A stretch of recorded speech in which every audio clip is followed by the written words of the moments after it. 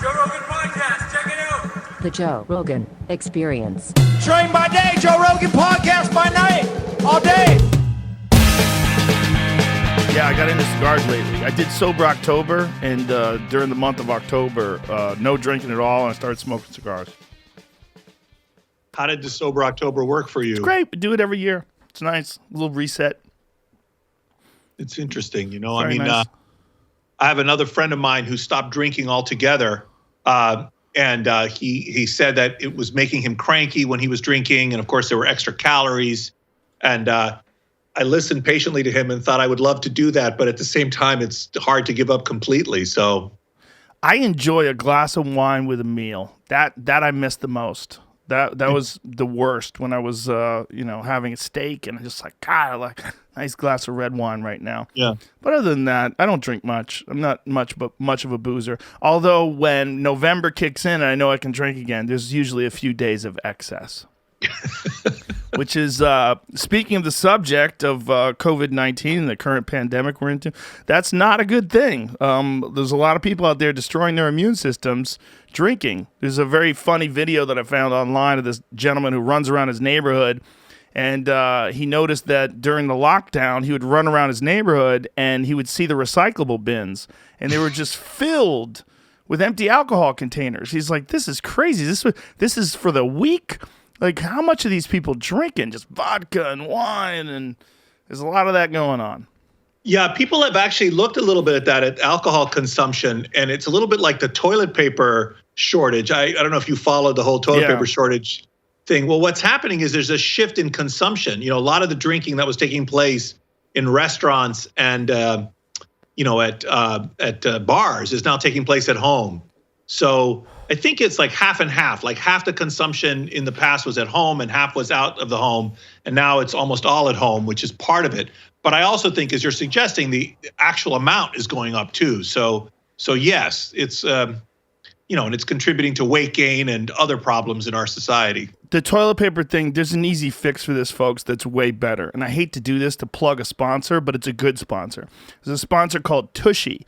And Tushy makes a bidet attachment that just fits onto a regular toilet, and it cleans your butt. They're only $79, and it's fantastic. It cleans your butt so much better than just toilet paper, and it cuts your toilet paper consumption down by like 85-90%, because you just need a little bit of toilet paper to pat your butt dry at the end. Do you ever use one of those bidet attachments? Well, in Greece, they're not uncommon to have bidets. So, in this, I of course am familiar with them, but we don't have one here. But it's interesting to me. You should get Say one. that again? You should get one. I'm telling you, it's so much better. We may, in fact. You should. So I can't believe we've covered alcohol and bidets already. Yeah. So let's talk about this. How did you, what made you decide to write a book on the current pandemic and the disease? Well, I mean, for me, it started, I was reading news reports in January about what was happening in China, but I wasn't paying a ton of attention. And then I have these Chinese colleagues with whom I've been doing research for a long time. And they contacted me in the middle of January. We had been using phone data in China to study how earthquakes, for example, change human social interaction. So after an earthquake, who do people call? And we could imagine that the first person you call is very important to you, for instance. And so we could use the phone data to study social interactions. And so we decided to use the phone data to study the pandemic and to study the movement of people through China and how they might carry the virus with them, which started in Wuhan in November sometime. And then we noticed, or I saw in the data, that on January 24th, the Chinese were so concerned with the virus that they basically detonated a social nuclear weapon, and they put 930 million people, almost 1 billion people, under home confinement starting January 24th. And I could see that in the data. And that really got because the emotion ceased. People stopped moving in the whole country. And that really got my attention. And I got worried. And it was clear to me that this was going to be a serious global pandemic. And so I began to redirect the activities of my laboratory at Yale to study more and more about about what was happening with this virus. And we did a whole bunch of projects, some of which, if you're interested, we can talk about.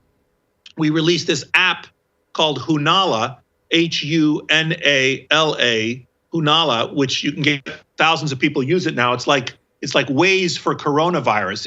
It's not a contact tracing app that looks backwards.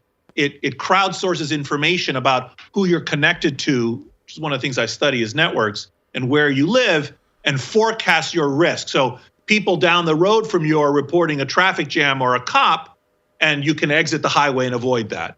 And people, your friends are reporting a fever. It can ripple back through the network and feed this information to you. All anonymous. It's anonymized. It doesn't it doesn't report who is having what. Anyway, and the app incidentally temporarily accesses your contacts.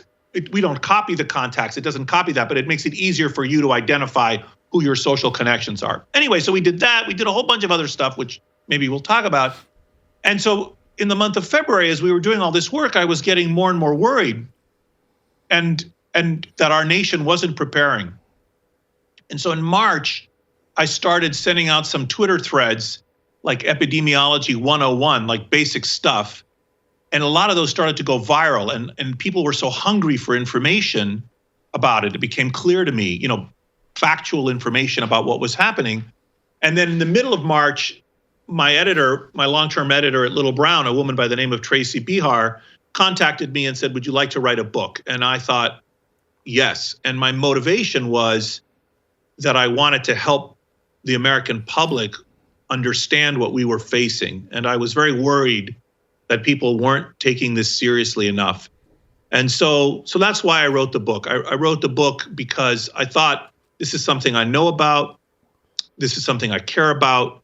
I care about our country. I didn't see our leaders as doing the things they needed to do. And I just wanted to help people understand what was happening and what was likely to happen. What do you think should have been done that wasn't initially? Like in the month of January, it's when everyone was alerted to the fact that this was going on in China. The White House knew, everyone knew, but we didn't really lock anything down until March. What do you think should have been done? Well, first of all, people like me knew this was going to be a serious global pandemic for sure by the end of January.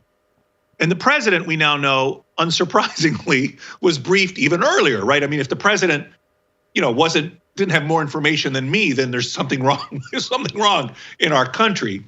And but certainly by the end of January, when China locked down, as we discussed, we should have begun immediately preparing our testing capacity, manufacturing PPE. We should have, I think, begun the incredibly important challenge of preparing the nation for the challenge we would face, like gearing up for a kind of war. We were about to be invaded by the virus. So public messaging would have been really important to tell people, we're facing a common threat. We're going to have to endure some sacrifice. We're going to have to work together to repel this threat. Here's some basic information about the nature of the threat. So all of these things, ventilators, for example, also another, sort of material that we needed. Preparing our hospital systems, for example. We lost several months in which we didn't really prepare. And I don't understand why our leadership failed us in this way. Who's responsible for that?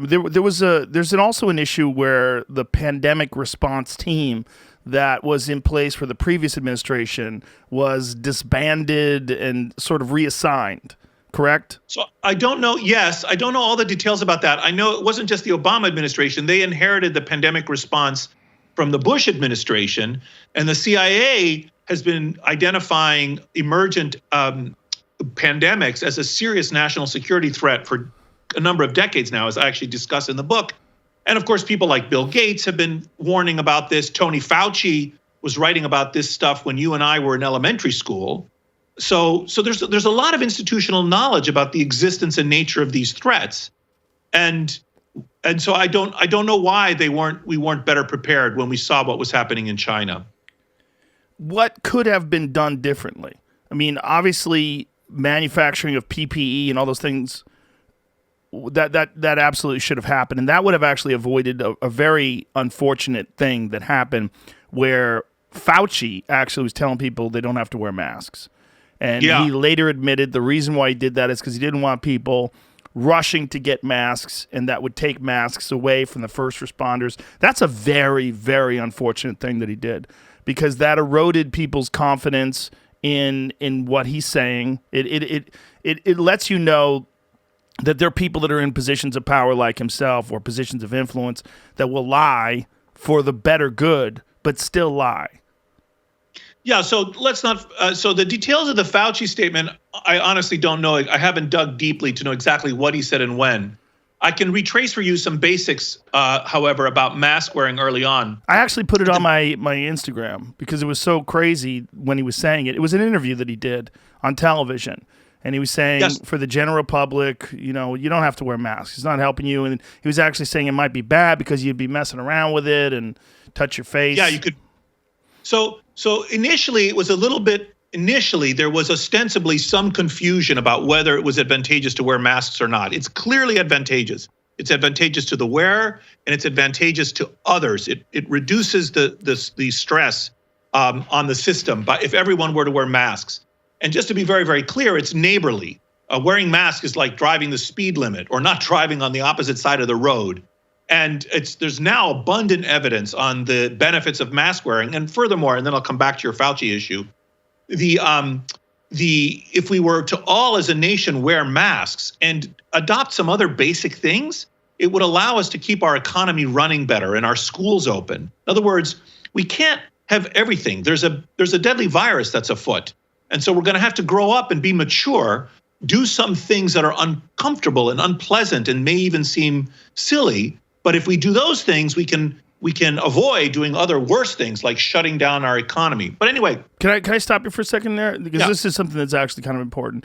When people are wearing masks, this is the common argument against it, is that the virus particles are so small. If you're breathing in air and it's getting through gaps in your mask, the virus is going to get through. But the impact of having a mask, the positive impact is that if there is some virus in the air or virus coming from you, it's going to be greatly reduced. Correct? Especially an N95 mask. There are two parts to what you're saying. First of all, water molecules are infinitesimally small, and they're much smaller than the pores on the fabric of your umbrella. But your umbrella stops the rain. Why is that? Well, it's that the water molecules aren't coming down as molecules, they're coming down in droplets. So even though the virus is very small, much bigger than a water molecule, but still very small, and you're right that the virus itself could go through the fabric of a mask, that's not what's happening. Droplets are coming out of your mouth or are coming from someone else towards you. And the mask is extremely effective at stopping droplets. But hasn't it been shown that the virus is also aerosol now? Yes, so there's also aerosol transmission, and we can talk about that too yes, let's talk about that. But before we move to that, let's just say one more sentence on the droplets, which is that when you exhale, think about how if you had a fire hose at your house and the water was spraying out of the fire hose, and you had two different strategies for stopping the water from landing on the floor of your house. One strategy would be to run around with buckets and try to catch the water as it was landing from this arc of the fire hose. And another would be to put a kink at the end of the fire hose and stop the water from coming out in the first place. One of the reasons that masks are so effective, even homemade, handmade masks, forget the N95s, which is what I wanted to come back to, is that they are like plugging a fire hose or a garden hose at the opening. It's much more effective than trying to have someone else wear a mask, for example. So you're wearing a mask. And furthermore, in the case of coronavirus, one of the big problems is people don't know if they're sick. This particular germ is very nasty. You can transmit it before you have symptoms. So one of the reasons for people to wear masks is they don't know they're transmitting the disease. It's very efficient to stop the the droplets before they leave their mouth and from spreading to others. And when you wear a mask, you also protect yourself from inhaling droplets of other people. The N95s are a more medical grade mask. They're even better than the cloth masks that you can, buy on the internet. But those, if you're going to use those effectively, you have to seal them around your face and use them. And you don't really need to use those. I mean, you can if you have them. There's nothing wrong with it. But you also don't want the ones with valves. Those don't really help you. Yeah, the valve ones are kind of silly, aren't they? Yes. That defeats the whole purpose. It can do it. It still helps, but yes, these are all relative things. Now, on the aerosol thing, what you're talking about is some of the things that you exhale from your body are little dried particles of viruses that are suspended in the air, and these can go a further distance. And there is, in fact, evidence of aerosol transmission, which is different than droplets. Both go through the air, but droplets are big and fall to the ground, whereas it's like raindrops versus little particles of dust that can float in the air, for instance. And so there is aerosol transmission, and the masks that we use don't necessarily stop that. You'd need like an N95 mask well fitted to stop that, but the masks still help. So I don't think there's a really good argument. I mean, I wish we didn't have to wear masks. I mean, I it's unpleasant, but of all the unpleasant things, we could choose from doing, if the choice is, do I close the schools in my local community or do I have everyone wear masks? To me, that's, yes, wear a mask. It's pretty straightforward and simple. There's a great video online that I saw this morning of a guy who held up a lighter, and he used a bandana first, and he blew through the bandana and put out the lighter, and then he put on a cloth mask, and it was hard to blow through, but he did it and put out the lighter. Then he put on an N95, and it didn't do a damn thing. Put on a surgical mask, it just wiggled the flame a little bit, couldn't put it out. So it just shows you the difference in the quality of the mask. Yes. My doctor does not recommend bandanas. He was saying, don't wear that. He's like, please. It barely stops anything. And if you're going to wear something, please wear a mask, an actual mask. Yes, although again, I would say that something is better than nothing. And one of the things I think is going to come up in our conversation, and we might as well tackle it now. I was trying to think of sort of general principles that are relevant here. Is there's no, in a time of a deadly contagion, Joe, there's no life without risk.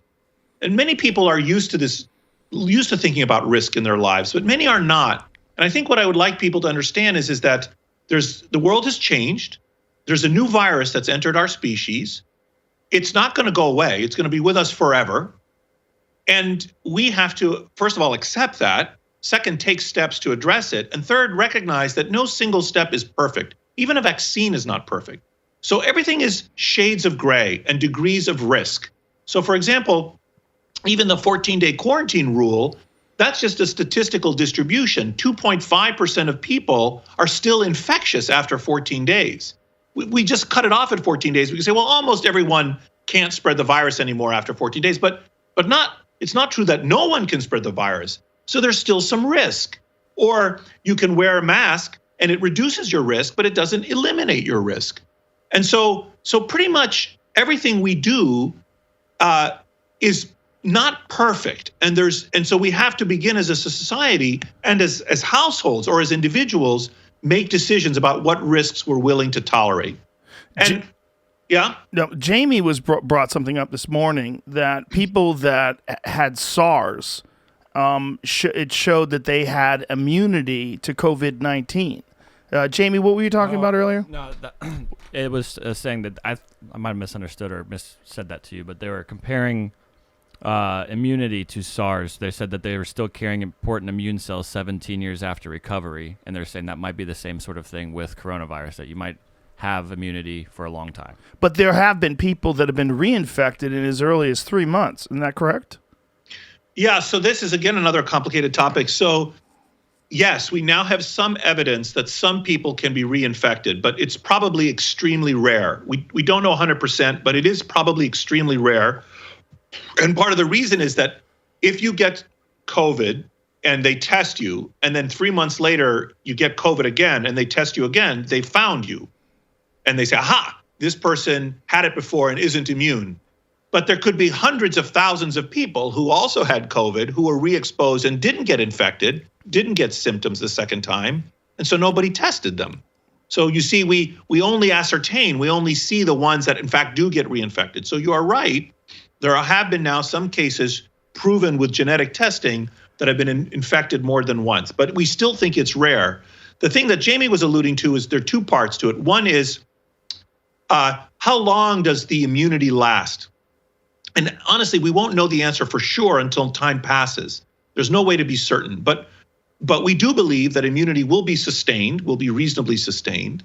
And furthermore, I don't want listeners to confuse the difference between antibody levels declining and your being immune. So when your body's infected, you mount a defense, a response, and you produce antibodies.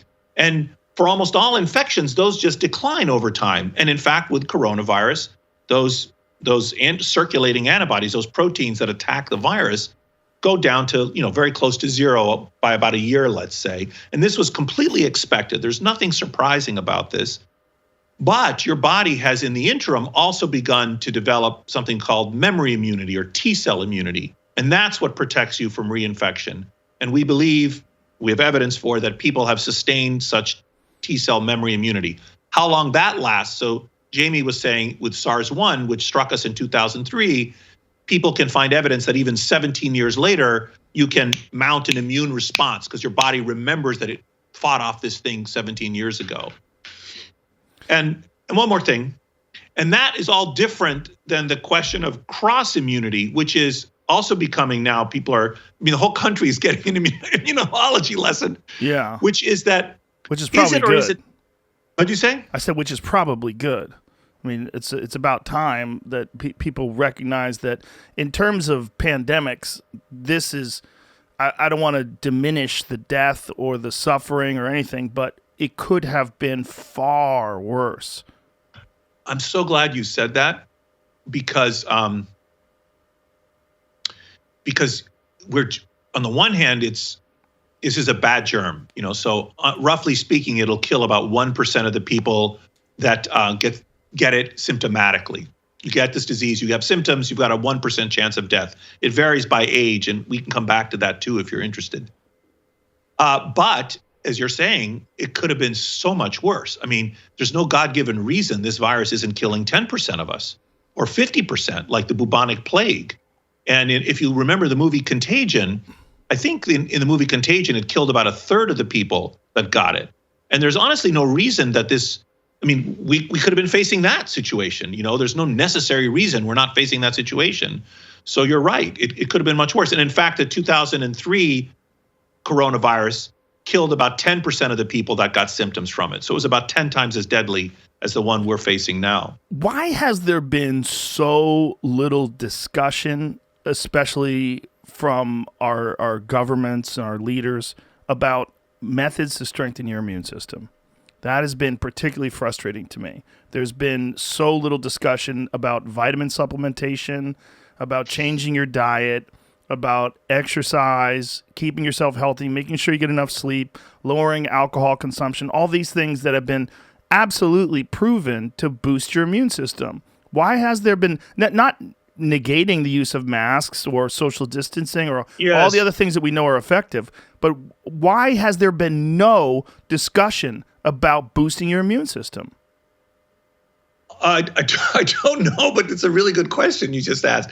So you're right. There are all these sort of healthy living things you can do, from exercising, getting better sleep, reducing stress, losing weight, reducing alcohol and tobacco consumption, all of these things that enhance the ability of your immune system to fight off infection.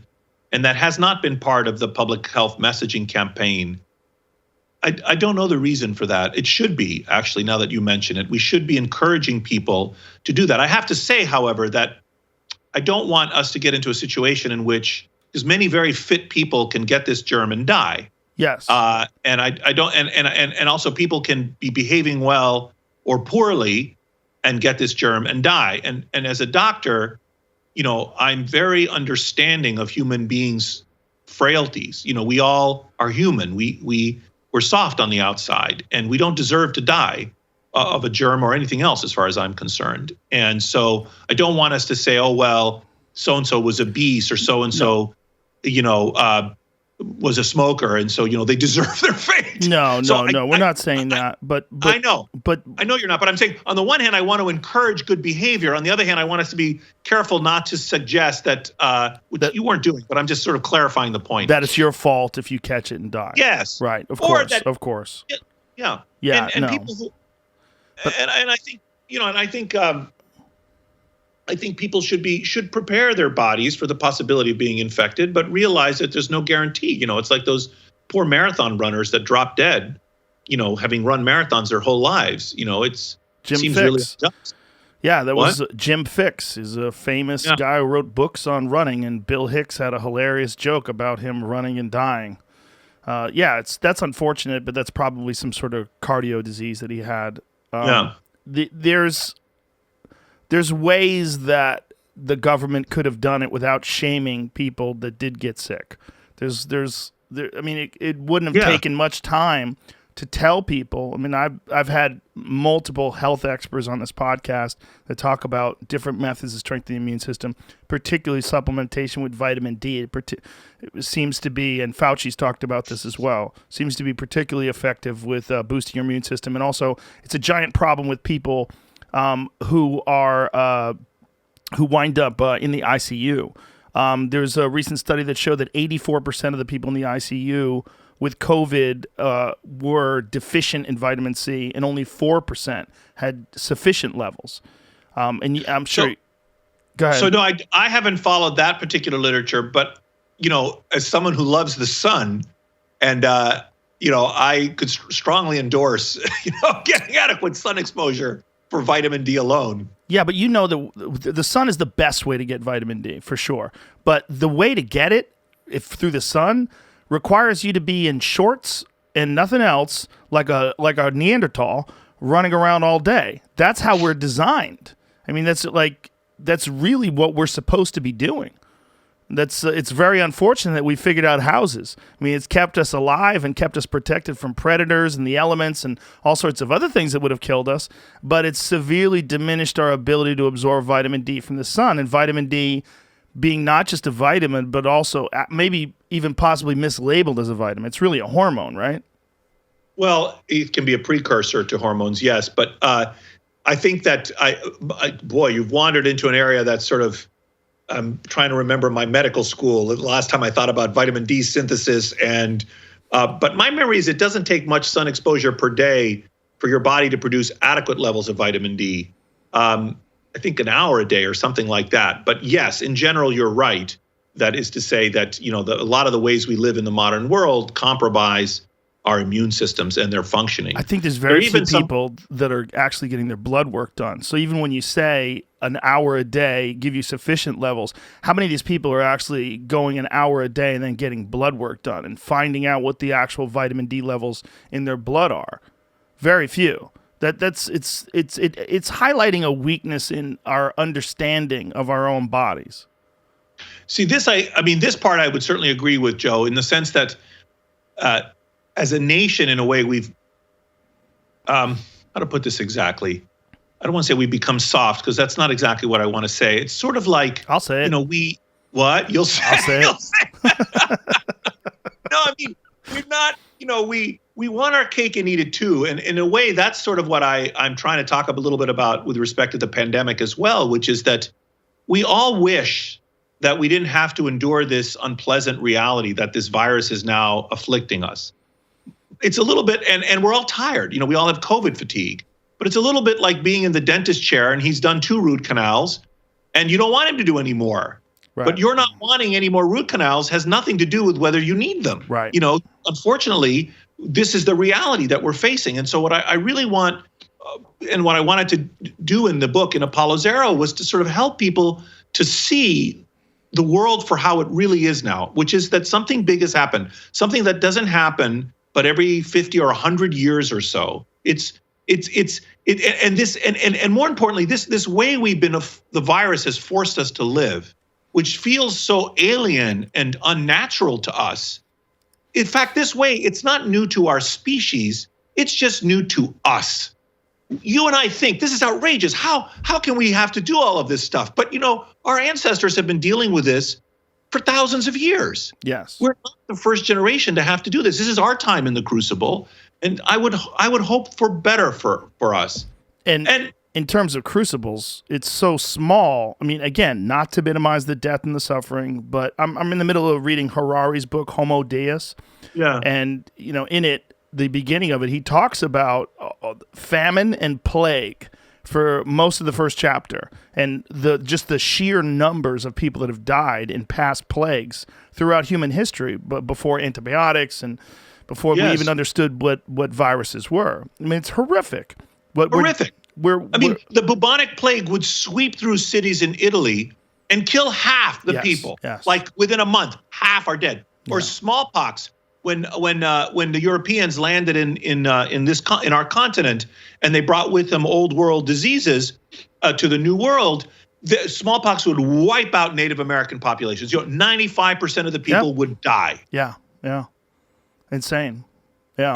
And so So we're very fortunate in term, as we said before, that this is the disease we're dealing with. I think in many ways this is going to give us a much better understanding of what could happen and give us a better understanding of what we need to do if something new comes along. Yes, I mean, I think that's right. I mean, I think, you're kind of, I'm actually glad that you're going there, because one of the things I don't want to be seen as this like nihilistic, doomsaying, pessimistic guy. Too late. And so too late. Yes. So I'm glad you are bringing up the fact that actually there could be another pandemic. Yes. And usually if you look at the respiratory pandemics for the last 300 years, the interpandemic interval is about 10 to 20 years. That means we have a pandemic every 10 or 20 years, but they're not deadly usually. So for example, we had one in 2009, the H1N1 pandemic. Most listeners might have a vague memory of hearing about it, but people didn't really pay much attention because it didn't kill many people. It was like a common cold. So we had a pandemic, but it wasn't very deadly. Then we had the 2003 previous coronavirus, the SARS-1 pandemic. It spread to about 30 countries, but for various reasons, that pandemic extinguished, and we only had about 8,000 people worldwide who died of that. So we'd also sort of forgotten that. The last serious pandemic we had of influenza A virus, it's a different virus than the coronavirus, was in 1957. That was the second worst pandemic we've had in 100 years. And the previous leading killer was, of course, the 1918, the so-called Spanish flu pandemic. And the current pandemic we're having will be almost as bad as that, in the sense that, just to be clear to listeners, it's not going to kill tens of millions like that pandemic killed, we don't think. But the point is, the current pandemic we have is the second worst that we have had in 100 years, worse than the 57, which was the previous second worst. So pandemics come every 10 or 20 years. They're only really bad, let's say, every 50 or 100 years. But there's no reason that we couldn't have another one soon, Right. And in fact, right now, there's surveillance systems in place in China which monitor the emergence of new influenza strains. And there was just a paper published a couple of months ago suggesting there's a serious strain of influenza brewing. So, we'll see. This one is a weird one, right? Whereas a lot of people get it and they're asymptomatic. I've had several friends that got it and literally experienced no symptoms. They were around people that had it. They got it. They tested positive and got as little as a mild headache or a slight cough for a day. Jamie had it, and he thought he had a sinus infection. He thought he has allergies, and he thought it was just his allergies kicking in. Turns out he was positive, but he was very fortunate. It was a very mild case. Do we know why when some people get it, it's devastating, including young people? I have a young friend, he's 28, he got it, and he was really ill for 2 weeks, whereas some people get it and it's nothing. Yes. So we have some sense of some of the reasons it varies, but not a huge understanding yet of the interpersonal variation.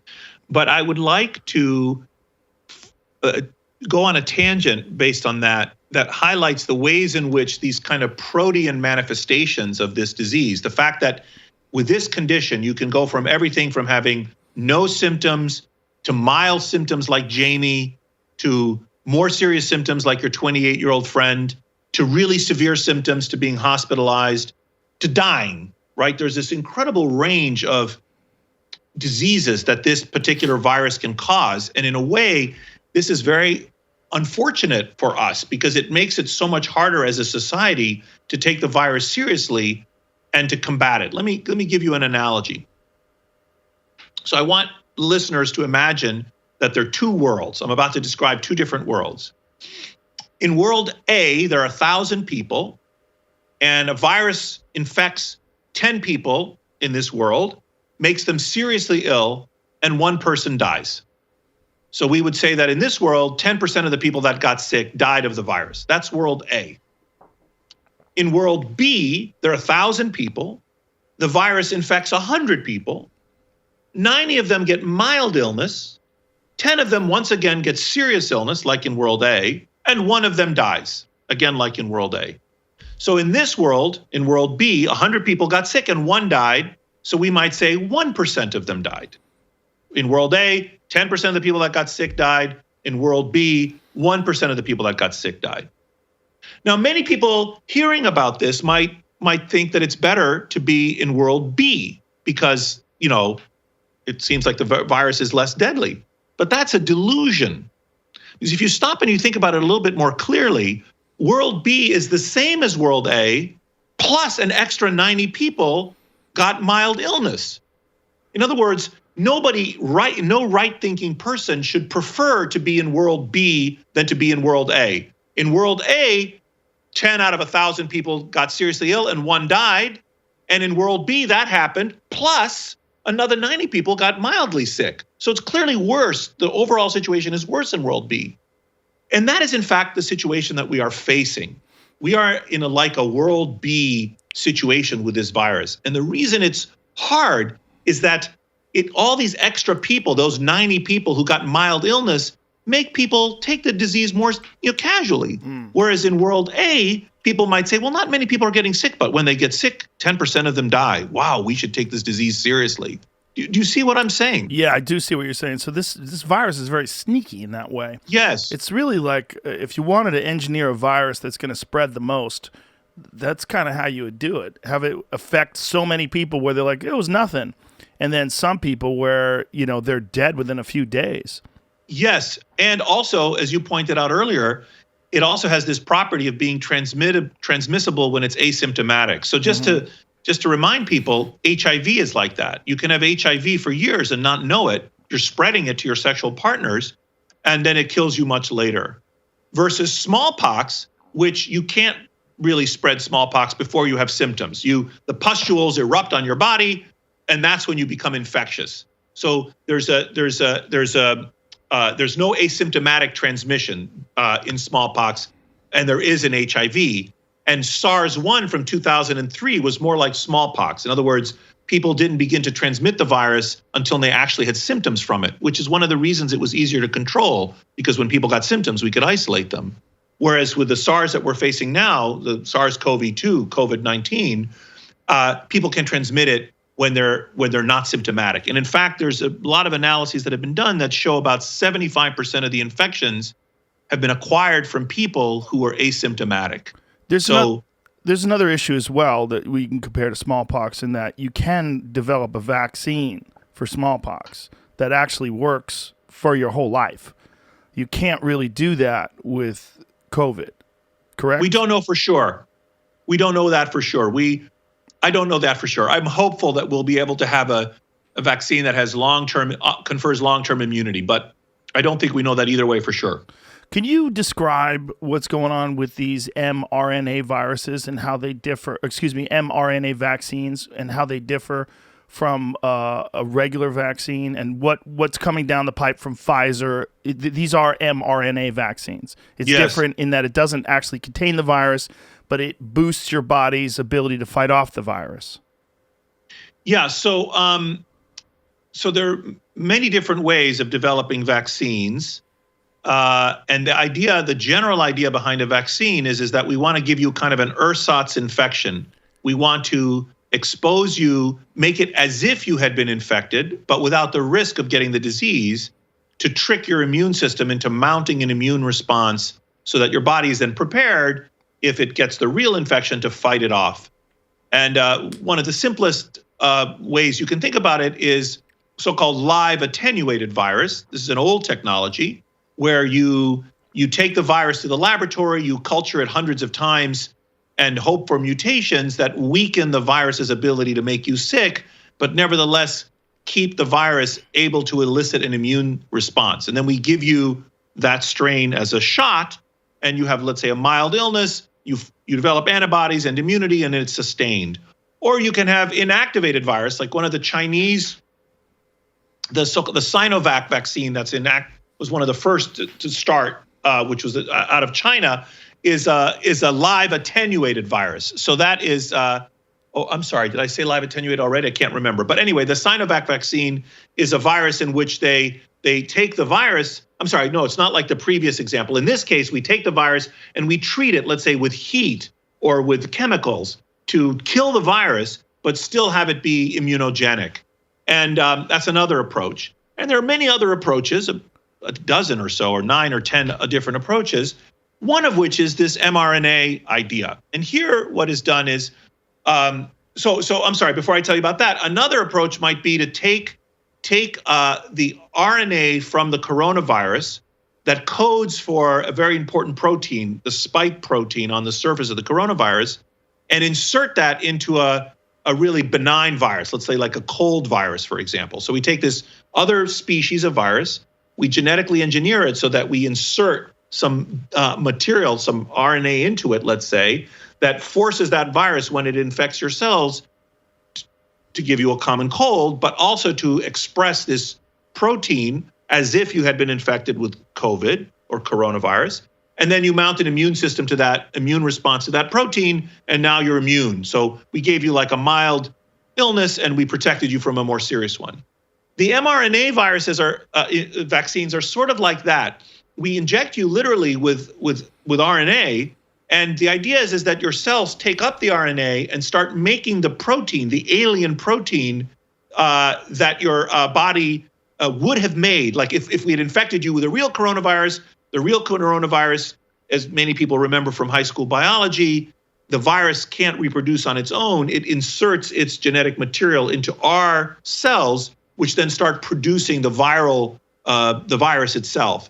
But now, in a sense, instead of giving you the whole virus, we give you a little part of it, just some part of its genetic material, the mRNA, which in an ideal world does the same thing, gets inserted into your cells. You start expressing this protein, which then your body attacks, and you develop an immune response to it. And we are amazingly lucky that our scientists have been able to develop not one, but 2 different vaccines. And we'll have many other vaccines using different modalities, I have no doubt, that come out in the next year or 2. But the Moderna and the Pfizer vaccines, we're very lucky that they exist and that they are apparently quite effective. But the story is not over on those. I don't know if you want to talk about that, but it's good news, but I don't want people to get over optimistic either, because, it's my job to be a bit of a downer. Well, this is the unfortunate narrative that people keep saying. The virus is killing. It's like the average immune system is 99 point whatever % effective in protecting you from the virus, meaning 99 point whatever % of the people who get the virus survive. Whereas no, 99% of people overall survive. 1% will die of all people who are infected, approximately. And if you're older than 70 or 80, 20% will die. So why is the number that people keep talking about far less than that? Why is the reported number of people that get the virus who actually wind up dying? It's not 1%. We're not seeing 1% nationwide in terms of people getting the virus and dying. No, we know the answer to that question now. I don't think there's any ambiguity scientifically. So in order to really compute these numbers, it's not easy. You're right. We have to look at how many people. We have to have a way of ascertaining who's infected, and then we have to have a way of ascertaining of those how many die, and that's called the infection fatality rate. And there was just a recent meta-analysis looking at very good data from around the world, multiple studies using different approaches, that estimated that the infection fatality rate is between 0.5 and 0.8%. And there's something called the case fatality rate is the fraction of people who have symptoms who go when infected who die. And that number is about twice that. So about half the people get the virus and have no symptoms at all. So if you get symptoms, you have a higher risk of death. And so you can double 0.5 to 0.8 becomes 1 to 1.6% of people who develop symptoms from the disease die. And there was another very good study that was just released a couple of weeks ago that estimated the infection fatality rate to be about 1%. So there's a lot of little numbers I've thrown out at you, right, but the gist is symptoms. Yeah, but even without symptoms, the infection fatality rate is certainly not less than 0.5% and could be as high as 1%. I would say it's going to be in that range, the IFR, the infection fatality rate. Isn't there a large percentage of people that get it that don't have symptoms? About half, we think. That's right. Okay. Of the people who get it don't have symptoms. But you said 99-point-something% of people who get it survive, and that point something is important. So I would say that if you said 99.5% of the people who get infected survive, I would say, yeah, could be. But it's somewhere in there. Well, I don't think I gave a number. I think I said 99 point something. But the point being that, unfortunately, a lot of people saying this vaccine is 94% effective or 90% effective. Yeah, what that means depending on who is you ask. Yeah, but what that means is that if it reduces your risk of death by that fraction. So, for example, in the vaccine trial, in the Pfizer trial, these numbers are approximate. They had about 43,000 people in the trial. Half of them got the vaccine, half of them did not. And in the people who got the vaccine, 9 people, up to 9, let's say 9 or 10, got, even though they were vaccinated, still got coronavirus, still had the disease. The vaccine was not perfect. And in the arm that did not get the vaccine, the other 20,000 people, let's say 90 people approximately got coronavirus. So what the vaccine did is it reduced your probability of getting the disease from 90 out of 20,000 people over the time window of the study to 10 out of 20,000 people. So the point here is that the vaccine is reducing your risk of getting seriously ill if you're infected. And it's not, and you're certainly better off. In other words, you would have had, let's say, a 1% chance of dying before, and now you have a 0.1% chance of dying, 90% lower than that, because we've given you the vaccine. Does that make sense? Completely. I understand exactly what you're saying. What I'm trying to say is there's an unfortunate narrative where people are saying, I'm not going to take a vaccine because the human immune system is more effective than the vaccine. See, that's not true. That's what I wanted to get out of you. People are that's saying, go ahead. Well, no, I'm saying the vaccine, the whole way vaccines work is it enhances your performance. It's like it stimulates your immune system to make it even better at fighting the virus. There's no sense in which you could argue that an unchallenged immune system is superior to a challenged immune system, a system that has been given a vaccine. So this is what's important to tell people, right? Because this narrative of 99% of the people who get it, 99 point whatever, your immune system is effective in fighting off this disease. Whereas with the virus, it's only 90 plus whatever percent effective in preventing the virus. So this is that's not a good narrative, correct? That's right. And the way to think about it is just to pick some round numbers, as you were saying, and like me, you sometimes use the word virus when you mean vaccine, and you use the word vaccine when you mean virus. I'm sorry. I do that all the time. Yeah. I do that all the time. It's so annoying. Yeah. But anyway, let's say for the sake of argument, you have an unvaccinated, you have a 99% chance of surviving if you get infected. Right. You have to add to that the benefit of the vaccine, which is a 90%, let's say, effectiveness. So it'll reduce your probability from 99% chance of surviving to 99.9% chance of surviving. Thank you. That's exactly what I wanted to get out of you. Yes. When you talk about the people that took the vaccine, and we know you have the data between the difference of the vaccine and the people that got the placebo, the people that got the vaccine that still wound up getting COVID, did they do health screens on these people and find out what comorbidity factors they may have had and see if there's anything that would indicate that there's particular risks? We don't know that yet. Those results haven't been released. And also, we don't know. So we don't know the answer to that, but we will know. And also what we don't know yet is we don't know how safe the vaccine is. So first of all, just to be very clear, both Pfizer and Moderna have released interim results. And we have every reason to believe that the final efficacy results will be about the same. So as they complete the trial in the coming month or two, and more people get sick in both arms, we don't expect suddenly the vaccine not to work. I mean, we've gotten to a point where we're pretty sure that the vaccine will be effective.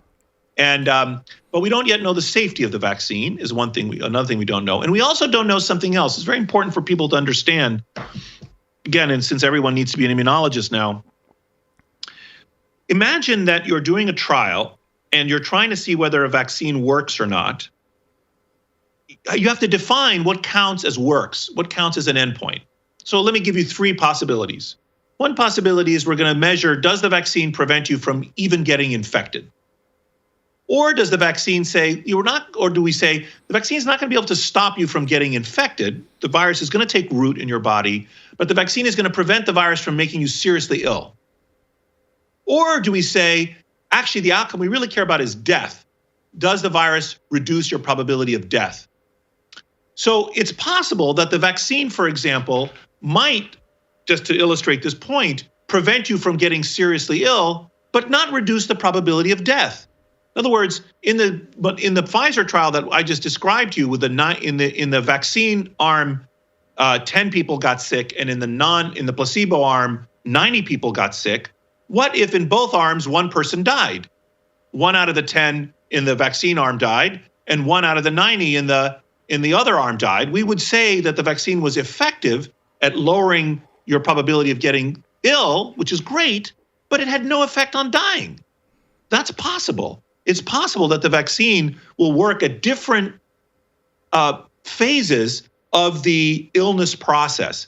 And so the Pfizer trial revealed that there was a greatly reduced probability of people getting infected. The Moderna trial actually showed that its vaccine reduced the probability of people getting seriously ill, which is great. But it might, in fact, have no effect on mortality still. We don't know. Furthermore, we also don't know whether this vaccine, even if it works, reduces, even if it works to reduce your probability of getting sick or dying, whether it works to reduce your ability to infect other people. So maybe we start vaccinating the population, we're reducing the individual recipient's probability of getting sick, but they still can spread the disease.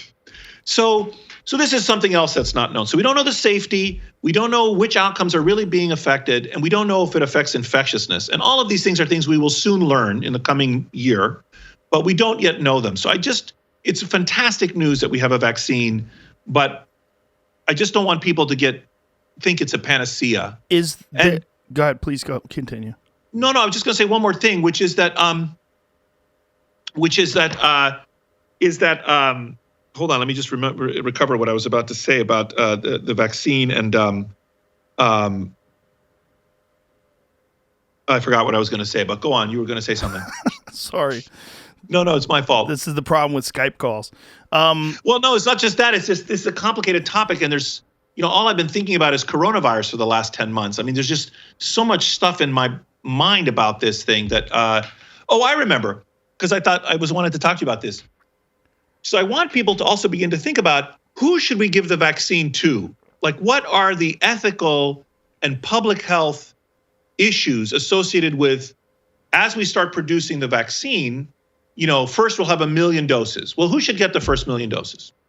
It's pretty ethically uncontroversial that the very first doses should go to the people in the placebo arm of the trial, because those people took the risk of being experimental subjects. They were randomly assigned to the placebo arm. They clearly should get first dibs on the actual effective drug that's now been shown to be effective because of their contributions. Okay, great. Then, pretty uncontroversial is that the next group of people to get it should be doctors, nurses, firemen, policemen, first responders, ambulance drivers, all of those people, healthcare workers. Those people, because they're putting themselves in harm's way during a contagious disease to protect the rest of us, they should be next. Okay, fine. But then who? Who's next after that? And here it gets very tricky, both ethically and from a public health point of view. And let me give you an example of this. So on the one hand, you might say we should vaccinate, let's say, vulnerable elderly people or people with chronic illnesses. They have the greatest chance of dying if they get infected. We should give the first 10 or 20 million doses should go to elderly people in nursing homes. And there's a lot of compelling reason to do that. But it turns out that such individuals, from a network science perspective, are at what's called the end of the transmission chain.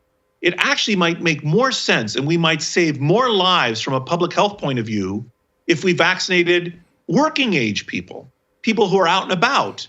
Because if I vaccinate you, and I, by virtue of making you immune, stop you from transmitting the disease to other people, since you're out and about and seeing lots of other people, I might actually wind up saving more lives, paradoxically, by vaccinating the people at lowest risk. How do you educate people on that? That seems like a complicated one to explain. Yes. So that's, and our nation is going to face this dilemma very soon, in fact.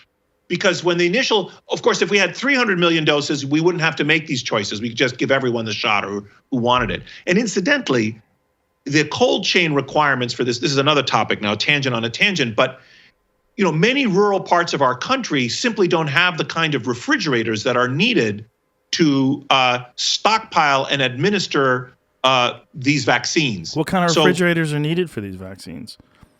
Well, the Pfizer one needs a -80 refrigerator. These aren't common, like below dry ice cold. And so not every pharmacy, your local CVS or Walgreens doesn't have usually this type of refrigeration. And so and plus all the trucks transporting it, like from the moment that the vaccine is manufactured till the moment it's injected, it has to be, many vaccines, not all vaccines, have to be in what is known as the cold chain. They can never be defrosted. And building the logistics to distribute the vaccine is a big, big challenge. So not only do we have to invent a vaccine like we are, which is magnificent that our nation is able to do that, but we have to manufacture it, which is not easy. We need little glass vials, we need millions of them, and we need factories that can produce this particular kind of vaccine, et cetera. We need to distribute it, like the cold chain, the refrigeration I mentioned, and most important, we need to persuade people to accept the vaccine. And this touches on what we were discussing earlier, whether people will believe that the vaccine is useful. And of course, we have an anti-vax population in our country and so on. So all of these challenges have to be overcome. So if we had 300 million doses of the vaccine, this would be less of a dilemma. But initially, we're not going to have that. We're going to have some lower number of doses, and those doses will be more easily administered in metropolitan areas that have the right refrigerators. So we as a nation are going to need to begin to think about this, about how to, choose or distribute the vaccine. That's very complicated. Now, the difference between the Pfizer and the Mrna vaccine is what? Well, as I'm told, and I'm no expert on this narrow topic, that the Mrna vaccine actually doesn't require as cold refrigeration for reasons that I don't understand. Since they're both RNA vaccines, they both are encased in lipids. One of them requires a much colder temperature for distribution than the other. So the Mrna one, I'm pretty sure, is the one that doesn't require quite as cold a refrigeration, which makes the logistics of distribution much easier. Do we know? We don't have any idea why. I'm sure experts know that. I don't know the answer to that. Why it does. Is there anyone who's tried both? Like, is there any benefit in getting vaccinated with both vaccines? I doubt that because they're very similar in approach, but I can imagine that the time will come when there might be some benefit in getting two complementary vaccines, when we have developed still more approaches, as we were talking about earlier, when you can get this and also that. Now, it's also possible, and I mean, we just don't know the answers to all these questions. It's also possible, so some significant fraction of people who die of coronavirus die because of their own body over response to it. Their immune system is too dramatic, too dramatically responds. And it's possible that that we may not want to give people multiple versions, different kinds of vaccines, because we might overexcite their immune system in a way that actually harms them in some way. So these things are all going to be sorted out, in the coming year. I just don't want people to think it's all simple, because it's not. Now, Donald Trump is 74. He's overweight and eats cheeseburgers every day. When a guy like that catches COVID and is fine in 4 days, people get very dismissive of it, unfortunately. Yeah. Right? What did he receive? What kind of treatment did he receive? And how different is it than what the average person would receive if they got sick? So he faced a very significant risk of death, and I think he got lucky. So remember, his doctors put him on dexamethasone. So far, we only have one proven drug that lowers your risk of death if you're seriously ill from COVID, and that's a very simple steroid called dexamethasone. And remdesivir has not been shown to lower mortality. It has been shown to lower your length of hospital stay, so there's some benefit to it, but it doesn't appear to lower your risk of death. What would be the difference between lowering your risk of hospital stay and lowering your risk of death? Why would they let you out of the hospital if you hadn't shown significant health improvements? And wouldn't significant health improvements signify that your body's recovering better? Yeah, it's a mystery and it's confusing. And when the first remdesivir trial was published a few months ago, it didn't show a benefit for mortality, but it showed a trend. It looked like it would help, and it made sense. Like if it's lowering your hospital duration, probably it's good for you, and it'll also lower your risk of death. But then another trial came out, much bigger trial, as part of the I think it was called the Solidarity Consortium, either the Solidarity or the Recovery, I can't remember right now, consortium out of England, which showed that actually remdesivir had no benefit for mortality. Now, how can that be? Imagine that you have 100 people who are sick, and in the group that gets remdesivir, they only wind up spending an average of 10 days in the hospital, but 10 of the people die. And in the other study, the people that did not get remdesivir, 100 people get sick, and they spend an average of 12 days in the hospital, but again, 10 of them die. So the remdesivir has lowered the hospital duration from 12 to 10 days, but it hasn't affected the probability of people dying. That's entirely possible. That is, in fact, what appears to have happened. And this was a study, you said, that was in England? Yes, it was a large study that was, I think the subjects were not just in England. It was organized by a group of English scientists, either the Solidarity or the Recovery Consortium, and I just don't remember right now the name of it. But I want to go back to your question about the president. So the president was given dexamethasone, and when that happened, I stated publicly that either the president was sicker than they were telling us, so he was sufficiently sick that they wanted to give him dexamethasone, because giving dexamethasone early in the course of the disease, before you're very sick, actually can harm you. So you don't want to give it to someone at the beginning of their disease. You need to wait until they're sufficiently sick, and then it helps you. So either he was sicker than they told us, and so they were lying to us, or he was really needed the dexamethasone, in which case he faced a significant risk of death. So people in the trials that showed that the dexamethasone worked, 74-year-old overweight people, men, and men are a much greater risk of dying than women of this condition, who got the dexamethasone, they had about a 20% chance of death. So I think the president actually faced a 20% chance of death when he was at the hospital, which is a big risk of death. And I think he got lucky. He survived. He was also given this cocktail of artificial antibodies to the disease, which I think is another promising approach to treating this condition. We don't yet have the results of those randomized controlled trials, but we'll also know soon if those drugs, help. So this was an experimental treatment that they gave him? Yes, they gave him not the dexamethasone. That was a well-documented treatment. Right, but the antibody cocktail was apparently the CEO of the company of Regeneron was his golfing buddy or something. I'm not exactly sure. So whatever it was, it seemed to be very effective. And then immediately I wouldn't conclude that. He went on a wild tweet storm. It seemed like he had a lot of energy.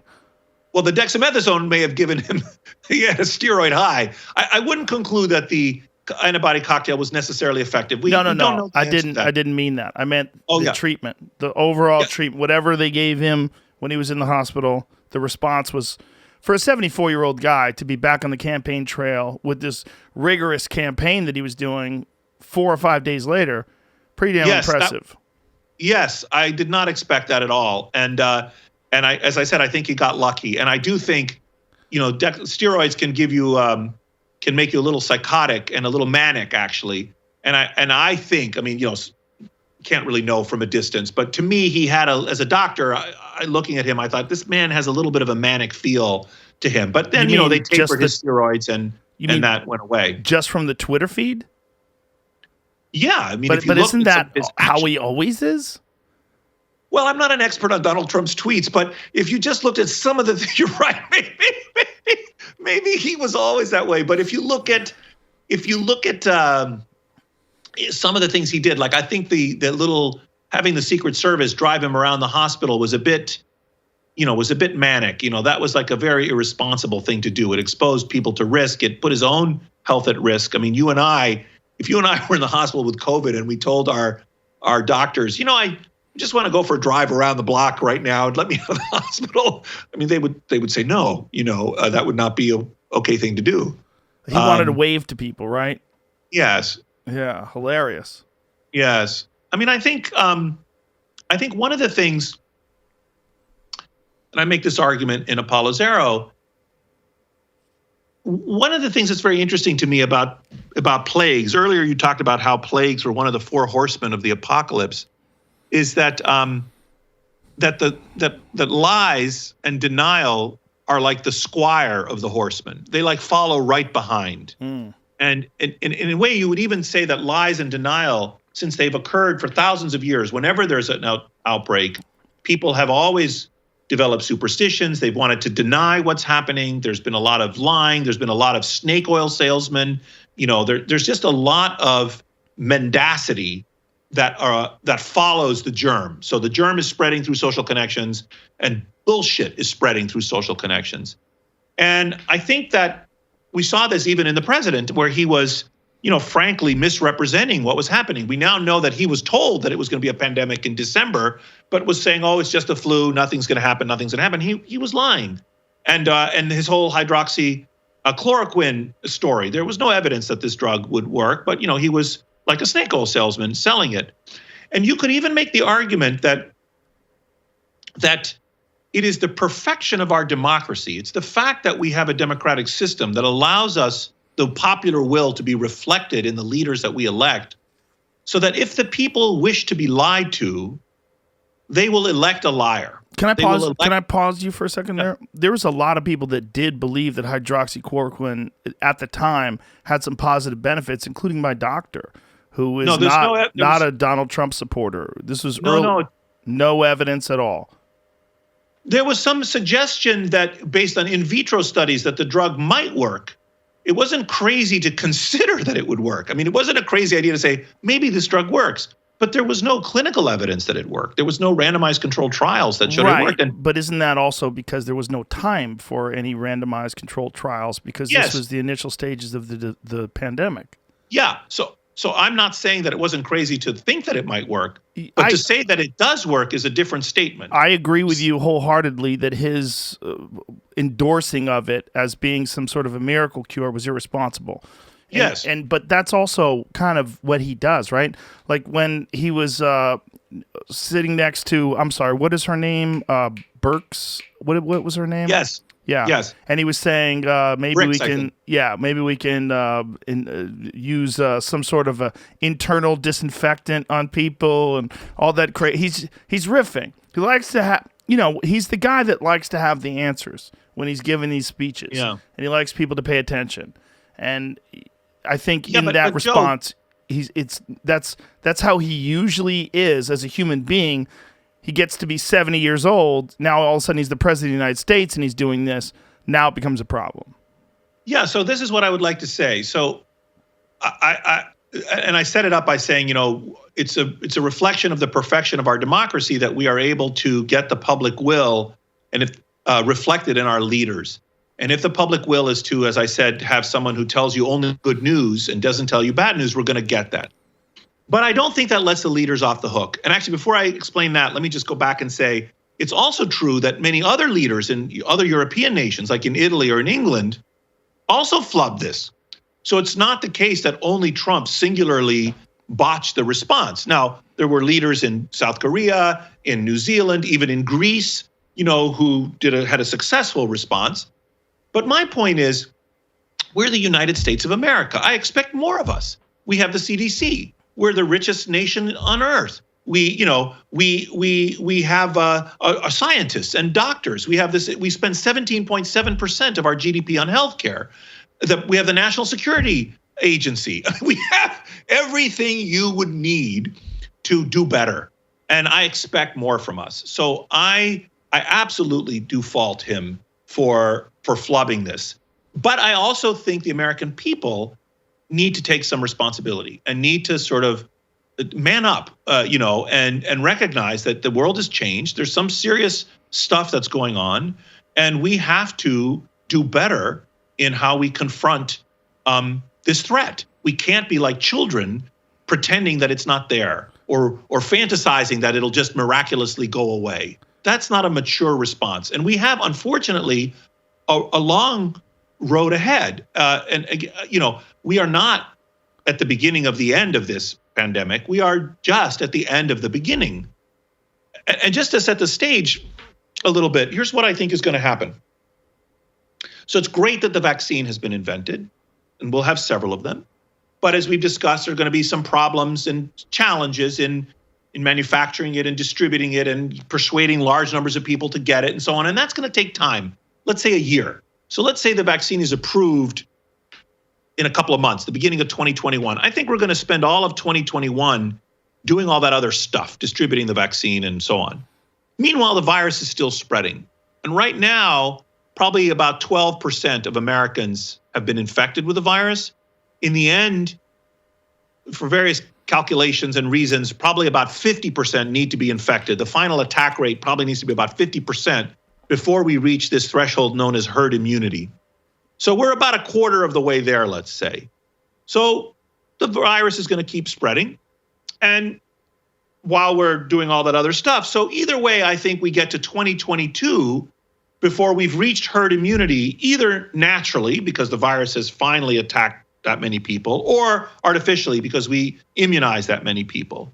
So at that point, just to be clear, the virus isn't gone. It's still in our world. It's still circulating, but its epidemic thrust, its epidemic capacity now has been neutered, and the virus will be so-called endemic when we reach the herd immunity threshold, either by vaccines or naturally. That's 2022, let's say. But that's just then we've overcome the biological and epidemiological impact of the virus. And until that time, we're going to be wearing masks. There's going to be intermittent school closures. We're going to have physical distancing. There's going to be gathering bans. Hospitals will be full periodically. This is, going to be the world we're in for the next year or so. And then we'll get to the point where we have herd immunity one way or the other. But then you see we have to recover from the psychological, social, and economic shock. Let's not forget, tens of millions of Americans are out of work. Many small businesses have gone out of business. We have sort of a reshaping of our economy in all kinds of radical ways. And it's going to take a while for that to unwind. Also, a lot of people are going to be disabled by this condition. So far, we've been talking about death. Probably 5 times as many people will be disabled, will have some form of long-term disability, renal, cardiac, neurological, or pulmonary. So if we have let's say 500,000 Americans, for sure 500,000 Americans will die of this condition, maybe as many as 1 million. It's going to, in the end, by the time the pandemic is over, it's going to be a number in that range. Whatever that number is, about 5 times as many will be disabled. So let's say 500,000 Americans die. We're going to have 2.5 million Americans with some form of disability. We're going to have to cope with that as well. So if you look at the history of epidemic disease, it's going to take a year or two to recover from that. So I think it's 2024 before we really begin to enter the post-pandemic period, when life will return approximately to normal with some persistent changes in our society. And I'll say one more thing and then I'll shut up. If you look at the history of previous pandemics, what typically happens is during the time of the germ hitting the society, people get more religious. They become more abstemious. They save money. They withdraw from social contact. They avoid risks. Risk aversion increases. Risk-taking declines. All of these things happen. And then when finally the epidemic is over, all of those things reverse. People relentlessly seek out social interactions, sporting events and nightclubs and restaurants and political rallies. Sexual licentiousness goes up. Spending, people start spending money. Risk-taking comes back. One person, Neil Ferguson, actually, who kindly reviewed the book in the Times Literary Supplement, when he read this description, he goes, here's hoping, that this is what it'll be like. So I think come 2024, late 2023, that period, we're going to have like the roaring 20s again, when our society is going to really be unleashed from this shock that we are experiencing. Oh, I'm looking forward to that. One thing I gotta urge you is please, every time you get excited and slap your table, we get a loud bang out of your microphone. Okay. Sorry. We talked about the economic issue. You briefly just touched on it. What do you think can be done to mitigate the economic impact? And what states do you think are doing it right versus what states do you think are doing it wrong? It seems to me that one of the big problems that people are having with this pandemic is all of a sudden governors and mayors have these powers that they never had before, and they don't seem to totally make sense. Like they're allowing people to have mass protests, and they're actually encouraging them, but they're not allowing people to go to the gym. They're allowing people to do things like go to Walmart or go to Target, but they don't want them going to restaurants. California is particularly restrictive, and just today entered into they went back to phase purple, whatever the fuck that means, where they're shutting everything down. And this is right after the governor got caught going to a restaurant with a bunch of other people doing things that he specifically told people not to do.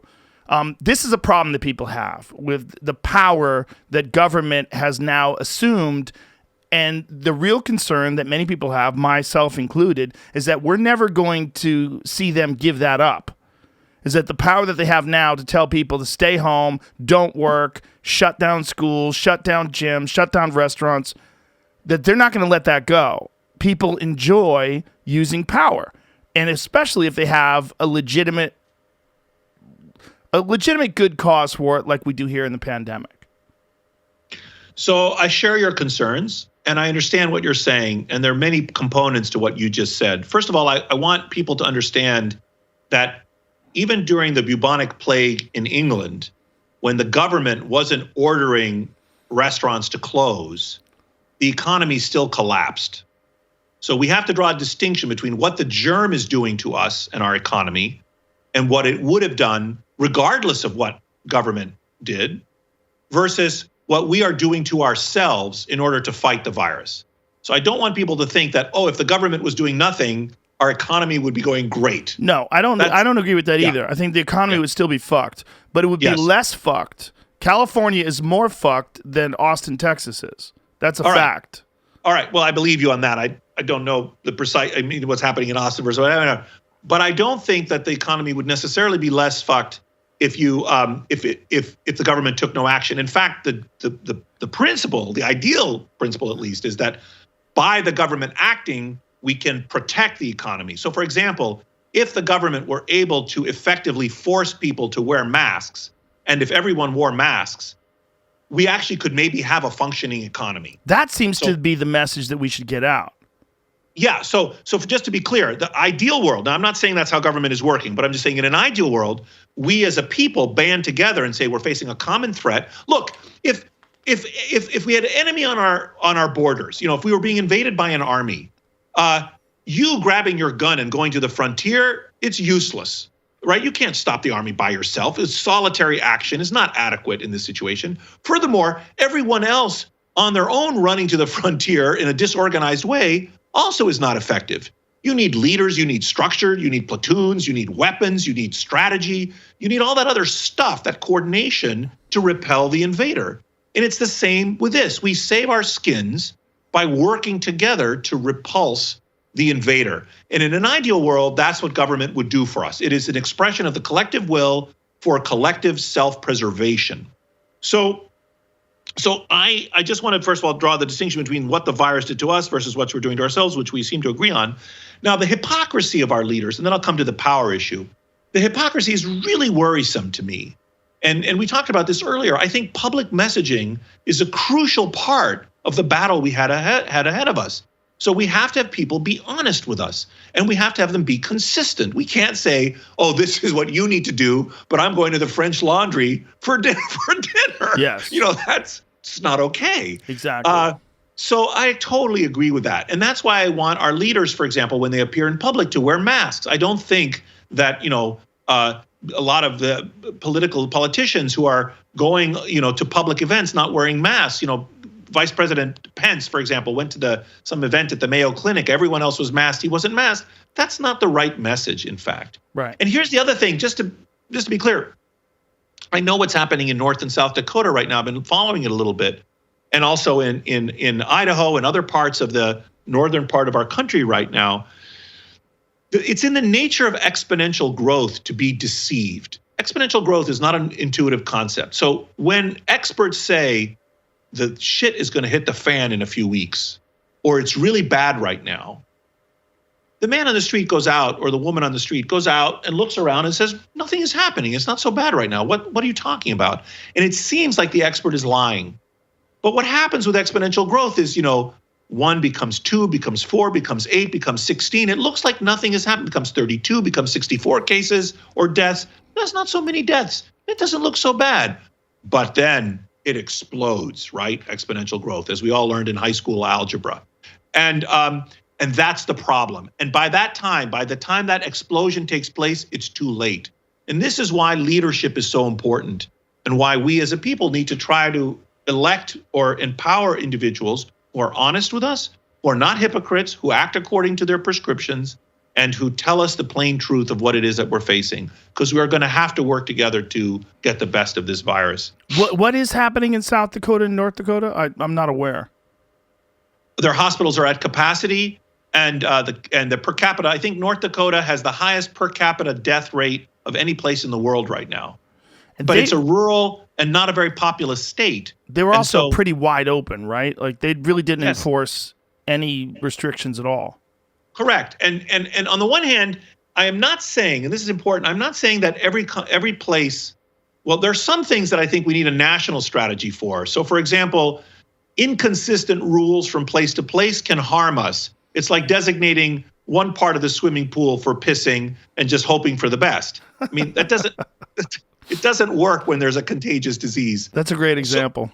Yeah, I wish it were mine, as someone else came up with this. But anyway, so that's not, we need to have some kind of national strategy. We need some consistency. We can't have every little town having, this town is masked, the next door town is not masked. This town closes its schools, the other town doesn't close its schools.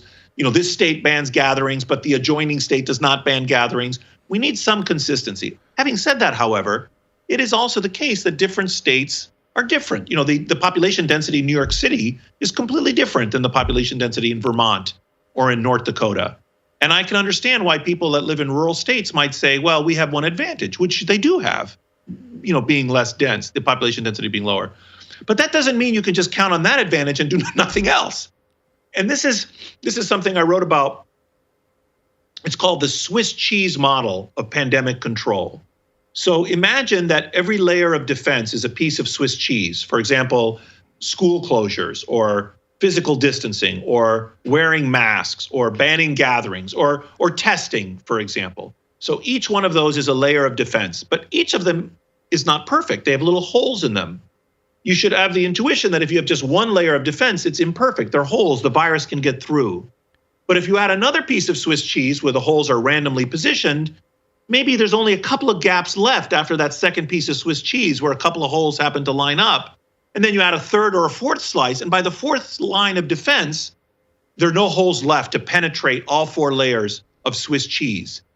This is what we need to do as a nation. Any one layer of defense is not enough. We need multiple layers. But the good news is, first, if we have enough layers, we don't necessarily need any more after that. So for example, if let's say we wear masks, we physical distance, we ban gatherings, and we have testing, maybe that means we don't have to close schools because they don't add anything else. Adding another piece of cheese as the 5th layer is not necessary. And furthermore, this is what happened at the White House they relied on one layer, which was testing. They didn't have masking. They didn't have physical distancing. They thought, oh, we're just going to do testing. It's not enough. And incidentally, this is also... Did they, though? Because I don't think they did. I don't think he was getting tested. I don't think he was either, honestly, but I have no inside knowledge. Well, all I need to hear is when they asked him, when was the last time you had a negative test? You asked me, when was the last time you had a negative test? Yesterday. Yeah. I get tested every day. So if they're not asking him, if he's not answering that question, there's only one reason, because he doesn't want to lie, because he knows other people know. So he knows he's got an inner circle that is a little, they're a little chatty Cathy. They'll talk a little bit. And they're gonna rat him out, especially if he doesn't win the election, right? Yes.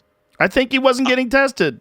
I think that's right. I think they probably had the idea that we'll test everyone else that comes in contact with the president. Yes. And they also, by the way, tests are also not perfect.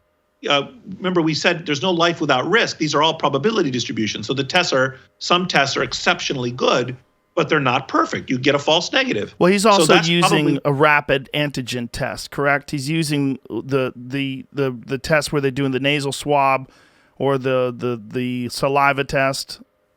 I don't know exactly what testing methodology was in use at the White House, but what I suspect happened is he got infected from someone else, and then I think, and this is just rank speculation, I think he was the point source after that.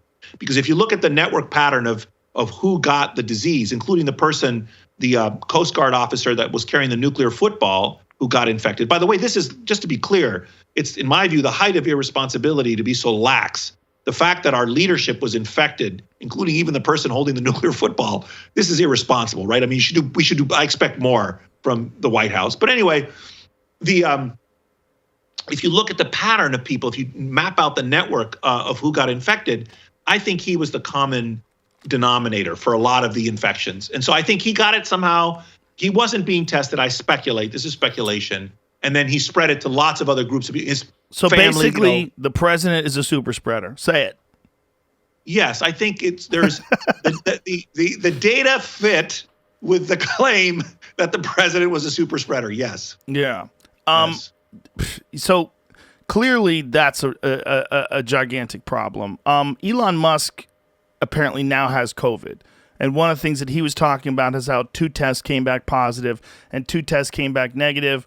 And a lot of people are criticizing him about this on Twitter, complaining about it without researching the nature of these tests themselves. And that the issue being that these tests are not that effective if you have a very mild case of the virus or if you barely have any in your system. And that they might show positive and negative in the same day.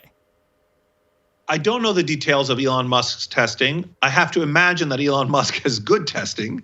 So I was surprised by his description. And I don't believe he released information on whether he was having PCR tests for the virus or antibody tests for immunity. He did. He released it that it's rapid antigen test. So he wasn't getting PCR tests for the virus. He didn't this particular time when he tested 4 times, 2 negative and 2 positive. He's pretty specific about it on Twitter. And that's when people were criticizing his response. Those were all antibody tests, Joe? Yes. I believe, I'm 99% sure, because he was actually then questioning the effectiveness of PCR. Now, here's something that I wanted to discuss with you because I got confused about it. Someone was saying that with PCR tests, when you get to a certain number of tests, then it becomes problematic. Correct? Like an individual having a certain number of PCR tests. There's no way I can think of that would be the case. I mean, what the difference is, find that, Jamie.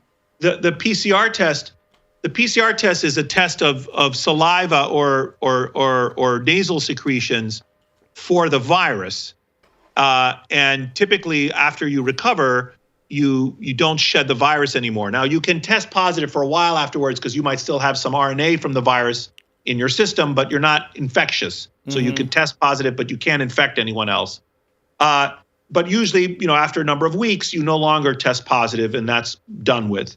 The antibody test is a test of your body's response to the virus, the proteins that you produce to fight the virus. Right. Usually you take that from blood, but people have now developed saliva antibody tests, which is much more convenient. And those will be positive for a number of weeks or months, as we were discussing earlier. And there are two different kinds of antibodies. Actually, there are more than two, but there's the so-called IgM and IgG. The IgM spikes within 2 or 3 days, and some tests can detect that, very sensitive, and the IgG almost immediately afterwards.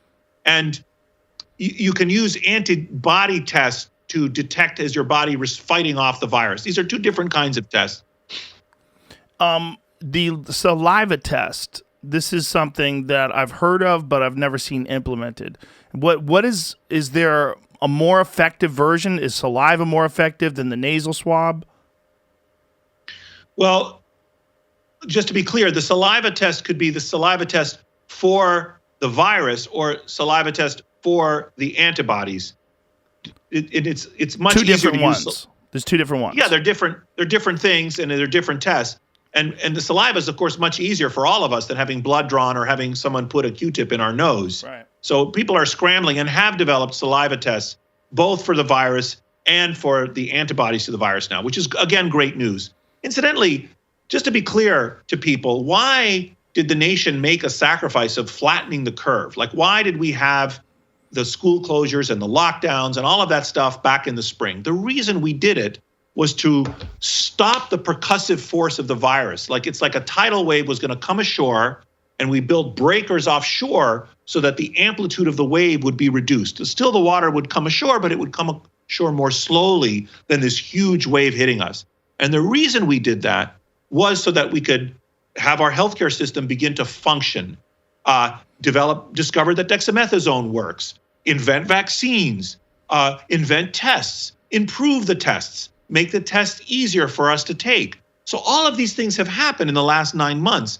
This is why we did the sacrifices we did last spring. And incidentally, this is why further sacrifices might be called from us.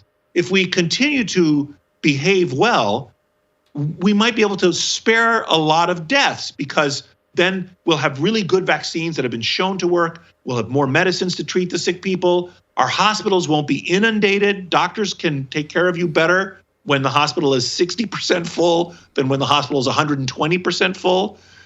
They're not as exhausted, the doctors. Do you want an exhausted doctor or with lack of supplies that's worried that he or she is going to get sick? Or do you want a well-rested doctor with adequate supplies that is mentally fit and ready to care for you? So all of these are reasons we're flattening the curve back then and now. And so these tests, these miraculous tests that we have for saliva now, have all been invented in the last couple of months. Jamie, did you find anything on the PCR? Nothing? I mean, I'm looking. Okay. I know I read something about it. I know Joe, I read something about it. Joe, I can't imagine a way that the testing itself could be worse for you. I mean, no one's saying that. No, it was something saying that it becomes ineffective after a certain number of cycles. Here's another question. Why do we have these upswings, and why do we have waves? Like, what is the cause of waves? Is it people relaxing? Is it people gathering, going to bars? Seems to be particularly problematic, right? Like, what is causing these waves? Is it that people get relaxed? So it's a lot of different things are doing it. So the existence of a second wave right now is completely unsurprising to anyone that studies respiratory pandemics. I'm unfamiliar with a respiratory pandemic in the last 100 years that hasn't had multiple waves. Incidentally, I'm telling you now, maybe you'll have me back on the show in a year, there'll be a third wave. A year from now, there'll be a third wave, and actually probably a fourth wave too. The amplitude of that wave, if we have a vaccine, will be lower, but we'll still have a blip up in cases a year from now, winter, compared to 8 months from now, summer. So respiratory pandemics come in waves, and they do that for a number of reasons. One has to do with social interactions, the pattern of how people interact. Schools are open. You know, in the summertime, schools are closed, and in the fall, the schools open. And schools are a place where lots of human beings mix. There are 50 million children in schools, and 3 or 4 million adults, that teachers and janitors and others and cafeteria workers that work in schools. And parents drop off their kids and pick them up and chat at the school. So there's just a lot of social mixing that takes place in schools. In the wintertime, people live differently. They move indoors. They have more close contact with each other. It's easier for respiratory pandemics pathogens to spread indoors than outdoors, as everyone knows by now. So human behavior changes in the winter. And this is why, incidentally, the germ typically goes to the southern hemisphere for its winter while we're having summer, and then comes back north when our winter comes. Furthermore, there's physical and physiologic reasons. So the dryness of the air and the coldness of the air may facilitate the dispersion of the virus, and our bodies our immune systems, as you were discussing earlier, may function differently in the summer and in the winter. So for a host of many reasons, it is very standard that respiratory diseases have this scalloping sinusoidal pattern, up higher in the winter and then lower in the summer. So there's nothing surprising about what's happening right now. The one big unknown is how bad will the pandemic be now? Will it be, in the 1918 pandemic, there were the second wave was 4 times as deadly as the first wave. And the question in many experts' minds right now is this COVID-19 pandemic, this second wave that America is beginning to experience now, will it be as deadly as the first wave or more deadly? And I fear that it will be more deadly. And over 1,000 Americans are dying every day of this condition, every single day, day after day, and that number is likely to go up unless we really get our act together. And even when we do get our act together, it'll take about 3 weeks before we see the deaths plateauing and then beginning to decline. So we're going to have thousands and thousands of deaths, like a battleship turning. Like even if we start to make the turn, it's going to take many miles before the battleship turns. Same is going to happen here. And so I think, we're going to have, it's going to be bad, unfortunately. I think many, many Americans are going to die. And again, this is not diminishing the impact of the disease or the fact that it's a dangerous disease. But one of the things that the CDC had said was that only 6% of the people who died from COVID-19 had only COVID-19, and that the rest had an average of 2.6 comorbidity factors. Yeah, but a little bit, let me ask you a question. If you have diabetes and you're driving down the highway and you're in a car accident, what do we say killed you? Car accident? Yeah, we say the car accident killed you. Right. We don't say, well, you had diabetes, so, we're not going to say the car killed you. So the fact that people, and in fact, we all ultimately are going to die. Right, but that people will reverse that, right? Like people will say that people with leukemia who also had COVID, they're listing that as a COVID death when they really had leukemia anyway, and they were probably likely going to die.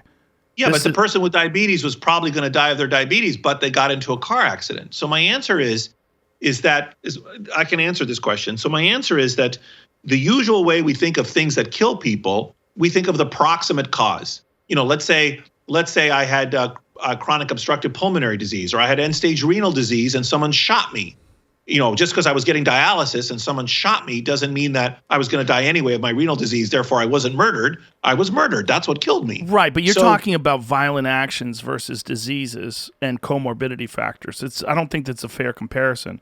When you're talking, I think I think it is fair because let's say it's the same exact situation. Let's say you have cancer and you're getting chemotherapy and you're being treated for the cancer, and then you get infected with a pneumonia and you die of the pneumonia. You wouldn't have died but for the pneumonia in this case. The scenario I'm putting to you is, now, if you're going to make the argument you're making, and I understand where it's coming from, I don't mean to dismiss it completely, you would also then have to apportion all deaths to have a fraction due to different causes. So you would say this person had a diabetes and they also got coronavirus. So we're going to say it's 50% of the death is due to diabetes and 50% is due to the coronavirus. And you could go then, if you wanted to do that, you could for all causes of death, you could apportion them. And that would result in, rejiggering multiple things. But it's not fair to just pick on coronavirus and say, well, actually people would have died of something else, so we're not going to count those deaths. But that's not what we're saying. What people are saying is that the actual danger of the disease is greatly exacerbated by the poor health of America. True. That's true. This is what I'm getting at, is that... Yeah. That is true. That is 100% true. And the comorbidities greatly increase your risk of death. So that is true. And this is incidentally one of the reasons why I mean, Sweden is having its own problems right now, but one of the reasons it wasn't really fair to hold up Sweden as a comparison for our strategy is that the Swedes are much healthier than we are. Exactly. And they have they're a completely different society. Yeah. We're not, unfortunately, as healthy as the Swedes. Yeah, that is something that I feel like we could have gotten into people's heads 8 months ago and perhaps made a dent in the impact of the virus. It's hard to tell people you have to be healthier. They don't want to listen. People have their habits and they have their vices and they have their behavior patterns that they're just accustomed to, and it's very difficult to break people out of them. But some people would have listened. Some people, especially terrified, faced with the possibility of either surviving a pandemic or not, may have done something differently. And it's one of the things that frustrates me so much about not just the government response, but the media's response to this, is that I don't see anybody out there saying you got to get healthier. And it's the one thing that might save you. Yes, I mean, I agree completely with that. And there are anecdotal stories. I have some of them in the book of elderly people who fear getting this and who are not only, let's say, withdrawing socially and limiting their contacts, but they're trying to get fitter. They're exercising more and trying to prepare their bodies for the possibility that they might get an infection and try to optimize their chances. So I totally agree with that. But it's hard. It's hard to persuade people to behave in a healthy way. It's always hard, let alone. But you're saying, I think correctly, you're saying, look, it should be easier to motivate them to do it now. Well, it might be hard, but it's not impossible. And there's been zero effort, zero. Yes. It's almost like they're like, it's not going to work. Let's just not try that, and let's just shut down all the businesses. That seems to me to be asinine. Yeah, so I think that's right. So this is where we're getting back to the sacrifices expected of us. Like, if you want, if Americans were willing to work together to, like, let's say, I'm going to make this up, but let's say for the sake of argument, we were given a choice. Either every American can lose 10 pounds, or every American that's overweight, which is like 66% of Americans are overweight, 2/3 of them or more are overweight. Every overweight American can lose 10 pounds, or we're going to close the businesses in your community. Actually, I mean, I haven't done the calculation. We'd have to do it. But you can imagine doing such a calculation and concluding that, actually that would be equivalent. And so we should tell people, this is your dilemma. You're being called to action. You're not being drafted into a war, but you need to sacrifice. You need to do your part. And your part is, this. So I agree with you, Joe. I mean, I think that's right. I don't even think that you're going to get them to be motivated that way. Telling people they have to sacrifice and do your part. People are fucking selfish. Tell them, listen, this is going to save you. This is the thing that's going to make you healthier. This is the thing that's going to give you a better chance at surviving if you get infected. But what frustrates the shit out of me, a person who's spent most of my life thinking about health and fitness and wellness, is that there's been zero impact. There's been zero by the government, zero impact on people's health in that regard, zero discussion of strengthening your immune system and strategies and having health experts talk about proven strategies for boosting your immune system. There's been none of that. Yes. I think that should be part of the messaging. And I actually know some people that I can relay that to that may influence the national messaging on this topic, actually. So I made a note of this point, and I know someone I can communicate this to. Well, there's plenty of peer-reviewed studies. It may affect national policy. Well, that would be wonderful, because there's plenty of peer-reviewed studies on the impact of specific vitamins and nutrients on your immune system. Yeah. What else do you think we need to do that we're not doing?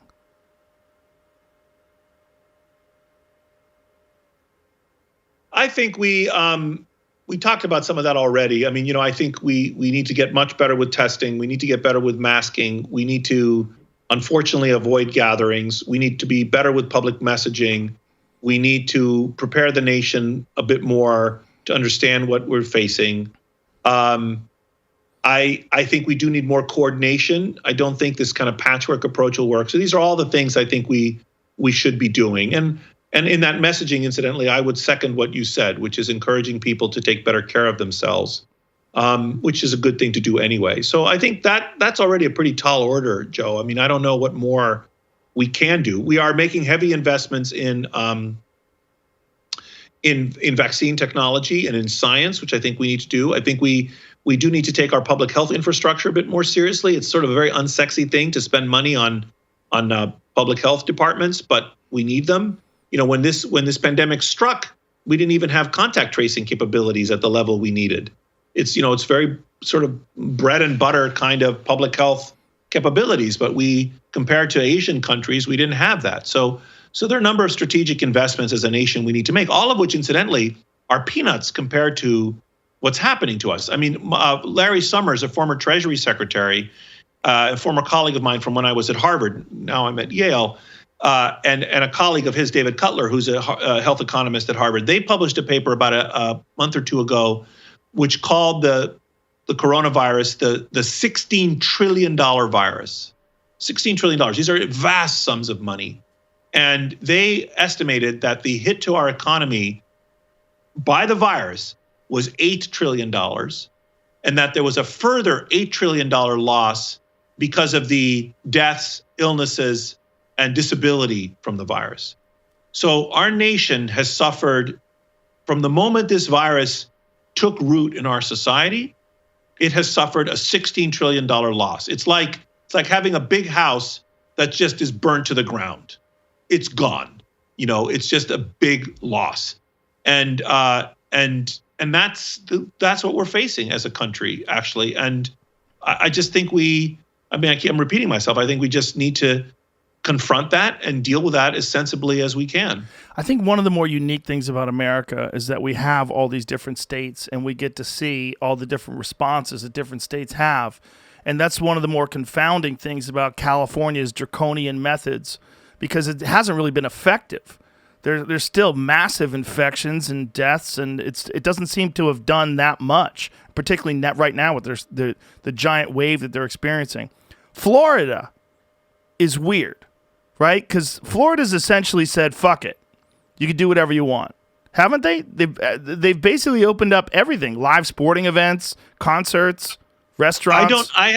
I haven't tracked it at this level of detail, but I do want to emphasize that even if the government says you can have live sporting events, many people still won't go. So there is still... Yeah, but you're talking about Florida. I bet they'll go. I said you're talking about Florida. I bet they'll go. They're the test monkeys. They're the test monkeys for America. I mean, people in Florida are wild folk. They'll do some wild stuff. Yeah, They're out there wrestling alligators. Yeah, I haven't tracked, every state and what every state is doing. I don't track it at that level. I definitely have and also incidentally, I also don't look at cases by testing.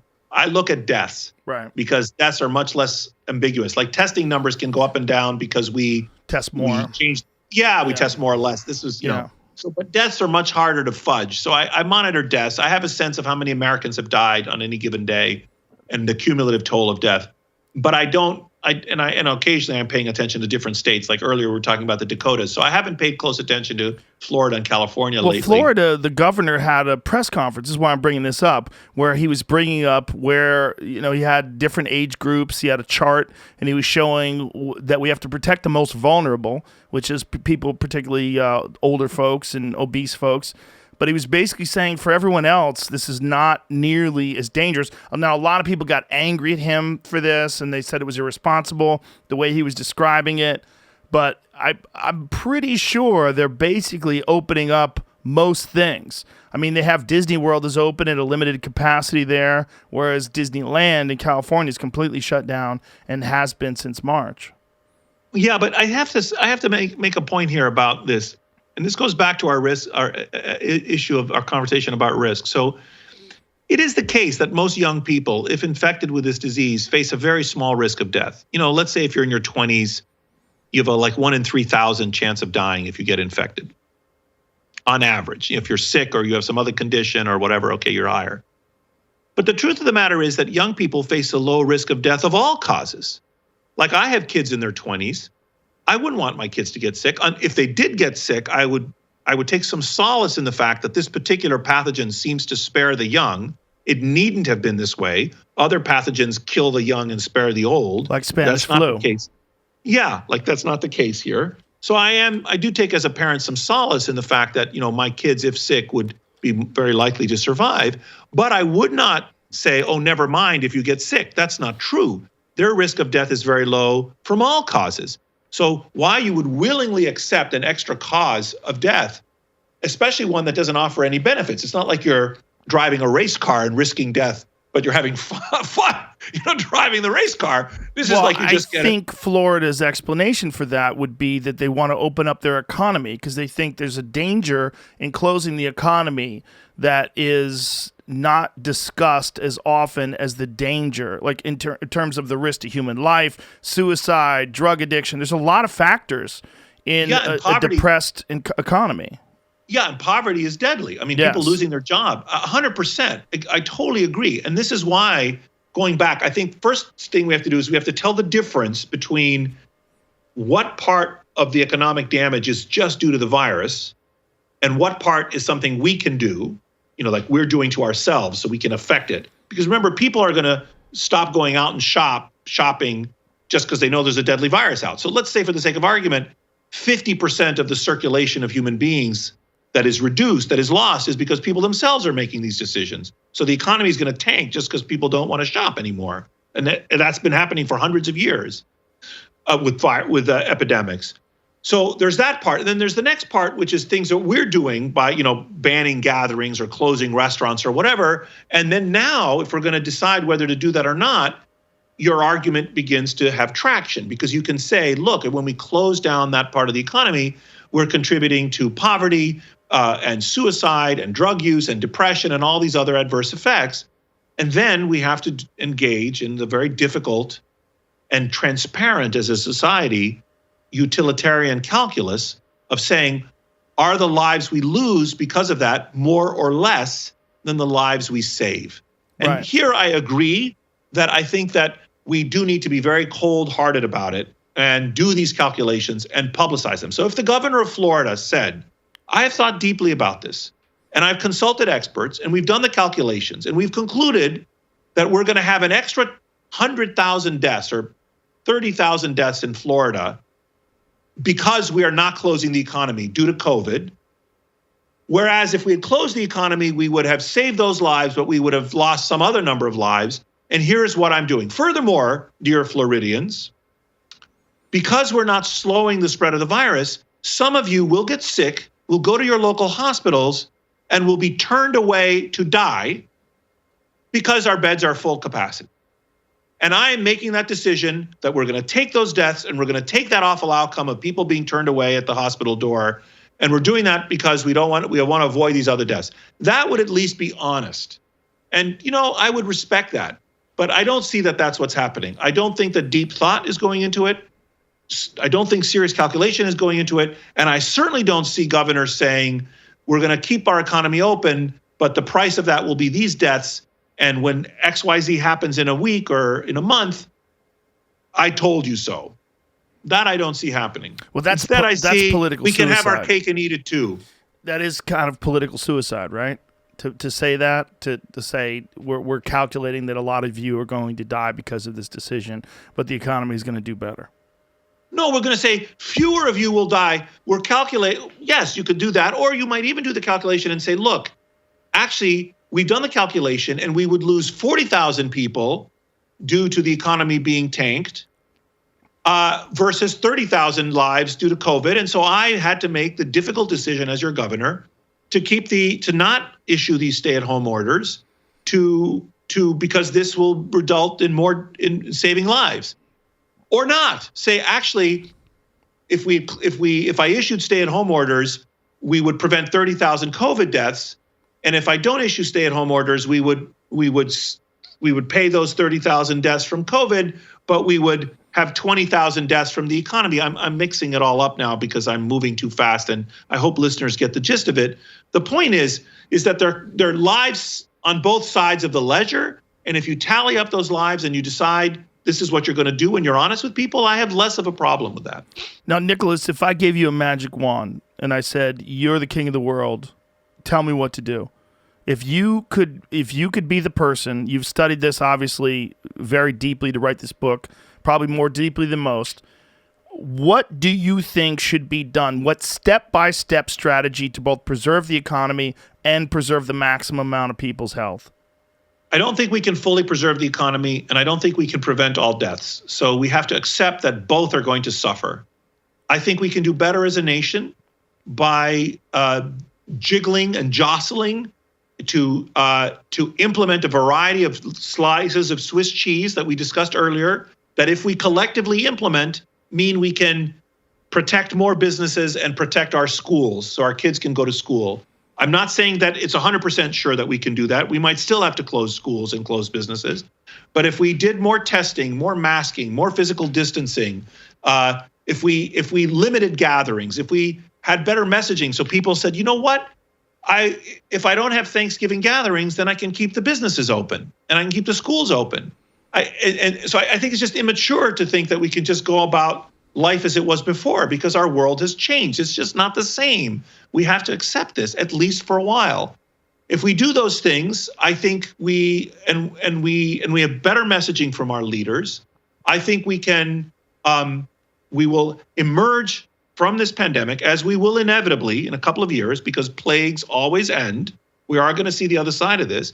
We will emerge with it relatively more unscathed. That is to say, with fewer deaths from the disease and and less damage to our economy. But there's no way, unfortunately, to fully avoid death and destruction. Of course, there's no way to avoid that. We're in it, right? So, but would you institute a nationwide mask mandate? I don't think legally that's allowed, but I think if the nation were able to do that, I think we would greatly reduce the transmission of this germ. We would save lives and minimize the other hardships that we had to implement. Yes, I think masks is the simplest thing. I mean, look, I can put on this mask, and if I do that thing, and we all do that thing, we don't have to do other more difficult things. Why wouldn't we? It's the simplest thing you can do is to put on a mask. And the second simplest thing you can do is minimize your social interactions. These are much easier, and your distance that you keep from other people. For example, in my household, we try to make a shopping list and we go out shopping once a week instead of twice a week. I mean, we're having our social interactions. We're thinning out the crowds at the grocery store. We still buy the same amount of groceries. We're just not buying it. We're not, having as many crowds. There are many common sense, basic things that we can do as a nation, which if we did, would actually allow our grocery stores and restaurants and other places to fare better.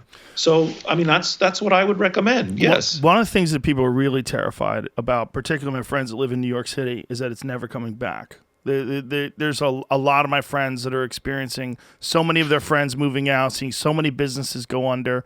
They're really terrified of that New York City is so big and it's such a massive machine that to take out a giant chunk of it due to the pandemic, to have all these businesses go under, to have all these apartments that are available for lease, all these businesses available for lease. I don't see any strategy on the table to bring that back. I don't see that being discussed. Is this something you considered when you wrote the book? Yeah, I think those will come back. I mean, I think, first of all, we're seeing an exodus from cities to rural parts of the country that has been seen with every plague for thousands of years. There's nothing surprising about the fact that in times of plague, people flee the cities. But the cities always come back. So I have no doubt, if I were a very rich person, and I would be buying, Manhattan real estate in a year or two. Not now, though? What? Not now? In a year or two? Well, I think it's still going to go down for a while, right? I mean, people are still leaving the cities and, it takes a while for the market to equilibrate. I'm no expert on Manhattan real estate. I made up that example. I'm not exactly sure. Okay. I'm not giving tips, but the gist is clearly our economy is reshaping and people are moving to more rural parts. Anecdotally, we see rising house prices in rural parts and in suburbs. Also, with the working from home, people are beginning to realize, I can do my job from home. Why should I be in a 2-bedroom apartment in Philadelphia when I can just as soon live on a big farm in rural Pennsylvania and do my job from a distance, and I'll get much more space for myself and my family and so on. So I think we're seeing that. But I do think the cities will come back because the intrinsic appeal of cities is so great, and they have always come back in the past. So eventually, I think the cities will return. But a lot of businesses have gone out of business and will go out of business, and this is awful. And let's not forget, I forgot the unemployment figures. Maybe Jamie can look up. I don't have them handy right now, but like 30 million Americans have lost their jobs. I mean, many people are unemployed, and let alone the loss of life. And I don't think. And as I said, we're not through with this yet. So right. I think this is a big shock. The airline industry, the hospitality industry. You think Boeing is selling a lot of planes right now? The travel industry, and incidentally, the travel industry is going to take a while to recover, because now all of us have realized that, hey, I don't have to fly. I think doing business face to face is not going to stop. I think there's something extremely important about face to face for business, and I hope the next time you have me on the show, I'll come down to Austin and we'll see each other and have a drink. It'll be totally, nicer experience. Although this is great as far as I'm concerned. But anyway. But many cases on the margin, people will say, why should I fly across the country to, sign this contract or have some kind of have a routine meeting? Skip it. We'll just do it by Zoom. So I think that's going to be persistent, and that's going to have an effect on our economy. I do think there's another a thing that's benefit going to change, Joe. I think there's going to be a change in women in sort of some of the gender dynamics, because. So if you look at the stereotypical heterosexual couple in this country, so there are, of course, homosexual couples, there are single family, single head of household families, single moms, single dads, much less common, raising their children. But but most households are heterosexual couples.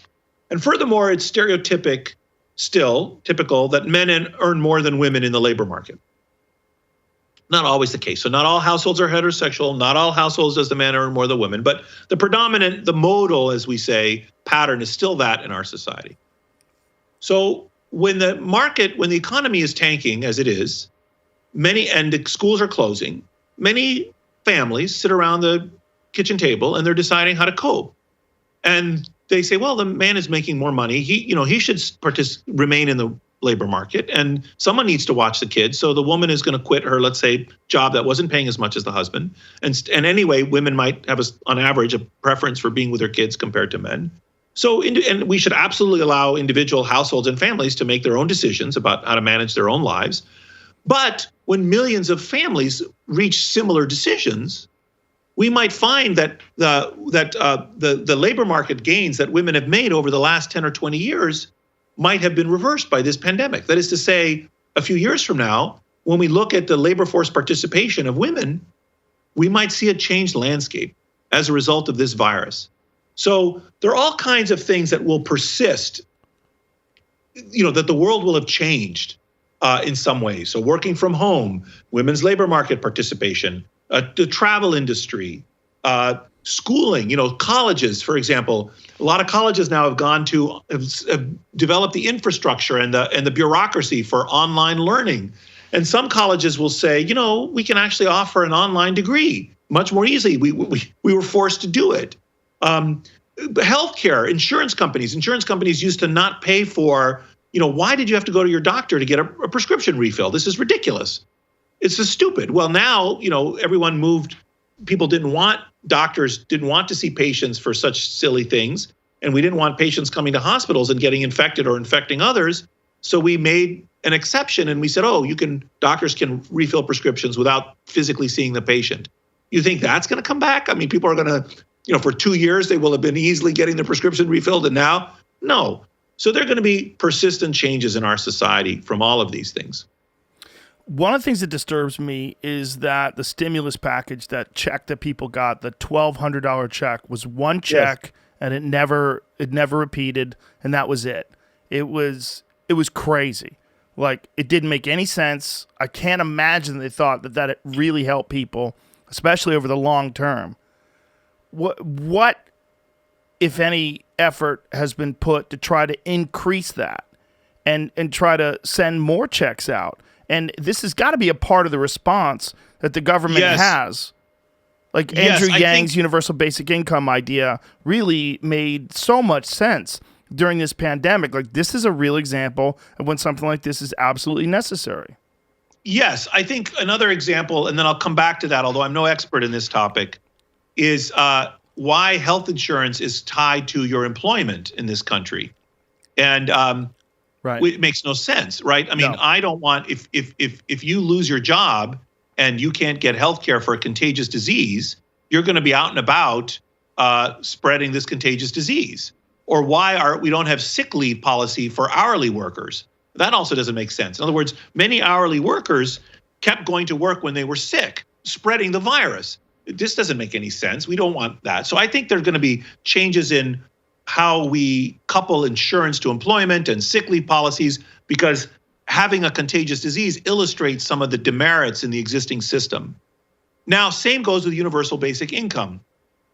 Now, I'm not an expert in this area, but I think that the way the government handled the way it just pumped out money, and I think there was also some corruption in like who got the money. I didn't track all this in detail. You may know this more than I do.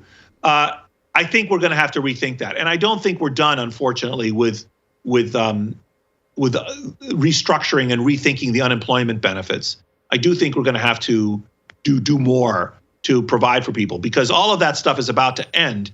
And I think people are, there's going to be a wave of mortgage foreclosures and other financial hardships that people are going to experience. Yeah, no, I agree with you. Listen, Nicholas, next time we do this, I do hope we do it in person. But please tell people, do you have a copy of your books? You could hold it up. I do have a copy of the book. Hold on. It has this nice cover. Yeah, I put on the mask because this was swag that my publisher sent me, which I thought was really cool swag. So I have a limited of 5 of those masks that I get to wear. What is the name? Apollo's arrow. It comes from, it's a nice thing to finish on. Hold it up again so I can see the spelling of it. Apollo's arrow. Okay. Yes. And it comes from a story at the beginning of the Iliad. So the Greeks, this was events 3,000 years ago. So the Iliad, which is a Homer's story about the Trojan War, describes events that took place 3,000 years ago, and the book begins with a plague. What happened is the Greeks were laying siege to Troy, and they were periodically going on raids and sacking vassal states of Troy. And they would kill all the men, take all the treasure, and enslave the women and children and bring them back to their camps and divide up the booty. So they had sacked a nearby city, and there was a maiden girl by the name of Chryseis who was given to Agamemnon, the principal king of the Greeks, as his prize. And Chryseis' father, Chryses, was a priest of Apollo. Apollo was the ancient Greek god of healing and also of illness and disease. And so Chryses comes to the Greek camp to ransom his daughter. He brings a big treasure, and he goes to Agamemnon's tent, the king of all the Greeks. And he falls on his knees and he begs him. He says, please release my daughter. And not only does Agamemnon say he will not release the daughter, but he treats this man extremely rudely in front of the Greek army, treats this priest, this important priest. And he says, away with you. Not only will I not give you my daughter, but she will grow old in my house, in my bed, basically working as a slave for me. And if I see you lingering around the ships, I will kill you. And he just smacks the man and sends him away. So the priest goes back down to the shore and he says a prayer. He says to Apollo, if I have ever served you, if I have ever given you sacrifices that have honored you, hear me now and come and punish the Greeks. And the prayer instantly goes to Mount Olympus, and Apollo hears him, and Apollo is enraged. And he picks up his big, I know you like archery, he was also the god of archery, picks up his big silver bow, and he comes flying through the air down among the ships that were encircling, on the beachhead, encircling Troy. And he crouches among the ships. And the ancient Greeks thought of diseases as Apollo's arrows, invisible. You were just stricken by an invisible arrow. And he crouches among the ships. And the book goes, the story goes of Apollo's arrows at the beginning of the Iliad goes, first he killed the running dogs and the horses, and then he began to kill the men. 9 days through the army go the arrows of the god, and the funeral piles burnt day and night from the dead, until finally Hera, the queen of the gods, took pity on the Greeks because she saw them perishing, and she whispered into Achilles' ear. Achilles was another great king and warrior. Whispers into his ear, call the Greeks to muster, return the girl to the priest so that the plague will end. And it turns out that then Agamemnon was forced to return this girl back to her father, and he had to pay a ransom. But his pride was so wounded that he then set into motion other events that ultimately led, that the last year of the war in Troy. Well, that makes a lot more sense, because I was wondering, I thought it was one word, Apollozero. That's what I thought you were saying. So I was like, how is that spelled? So there we see the book now. It's on the screen. Nicholas, thank you very much. Good luck with the sales of your book. Thank you very much for writing it. Thank you very much for having such a reasonable and objective perspective on this. And I really appreciate you very much. Joe, thank you for everything you do, and thank you for having me back. And I look forward to doing this in person in Austin in a year. Absolutely. Thank you. Take care. Ciao, brother.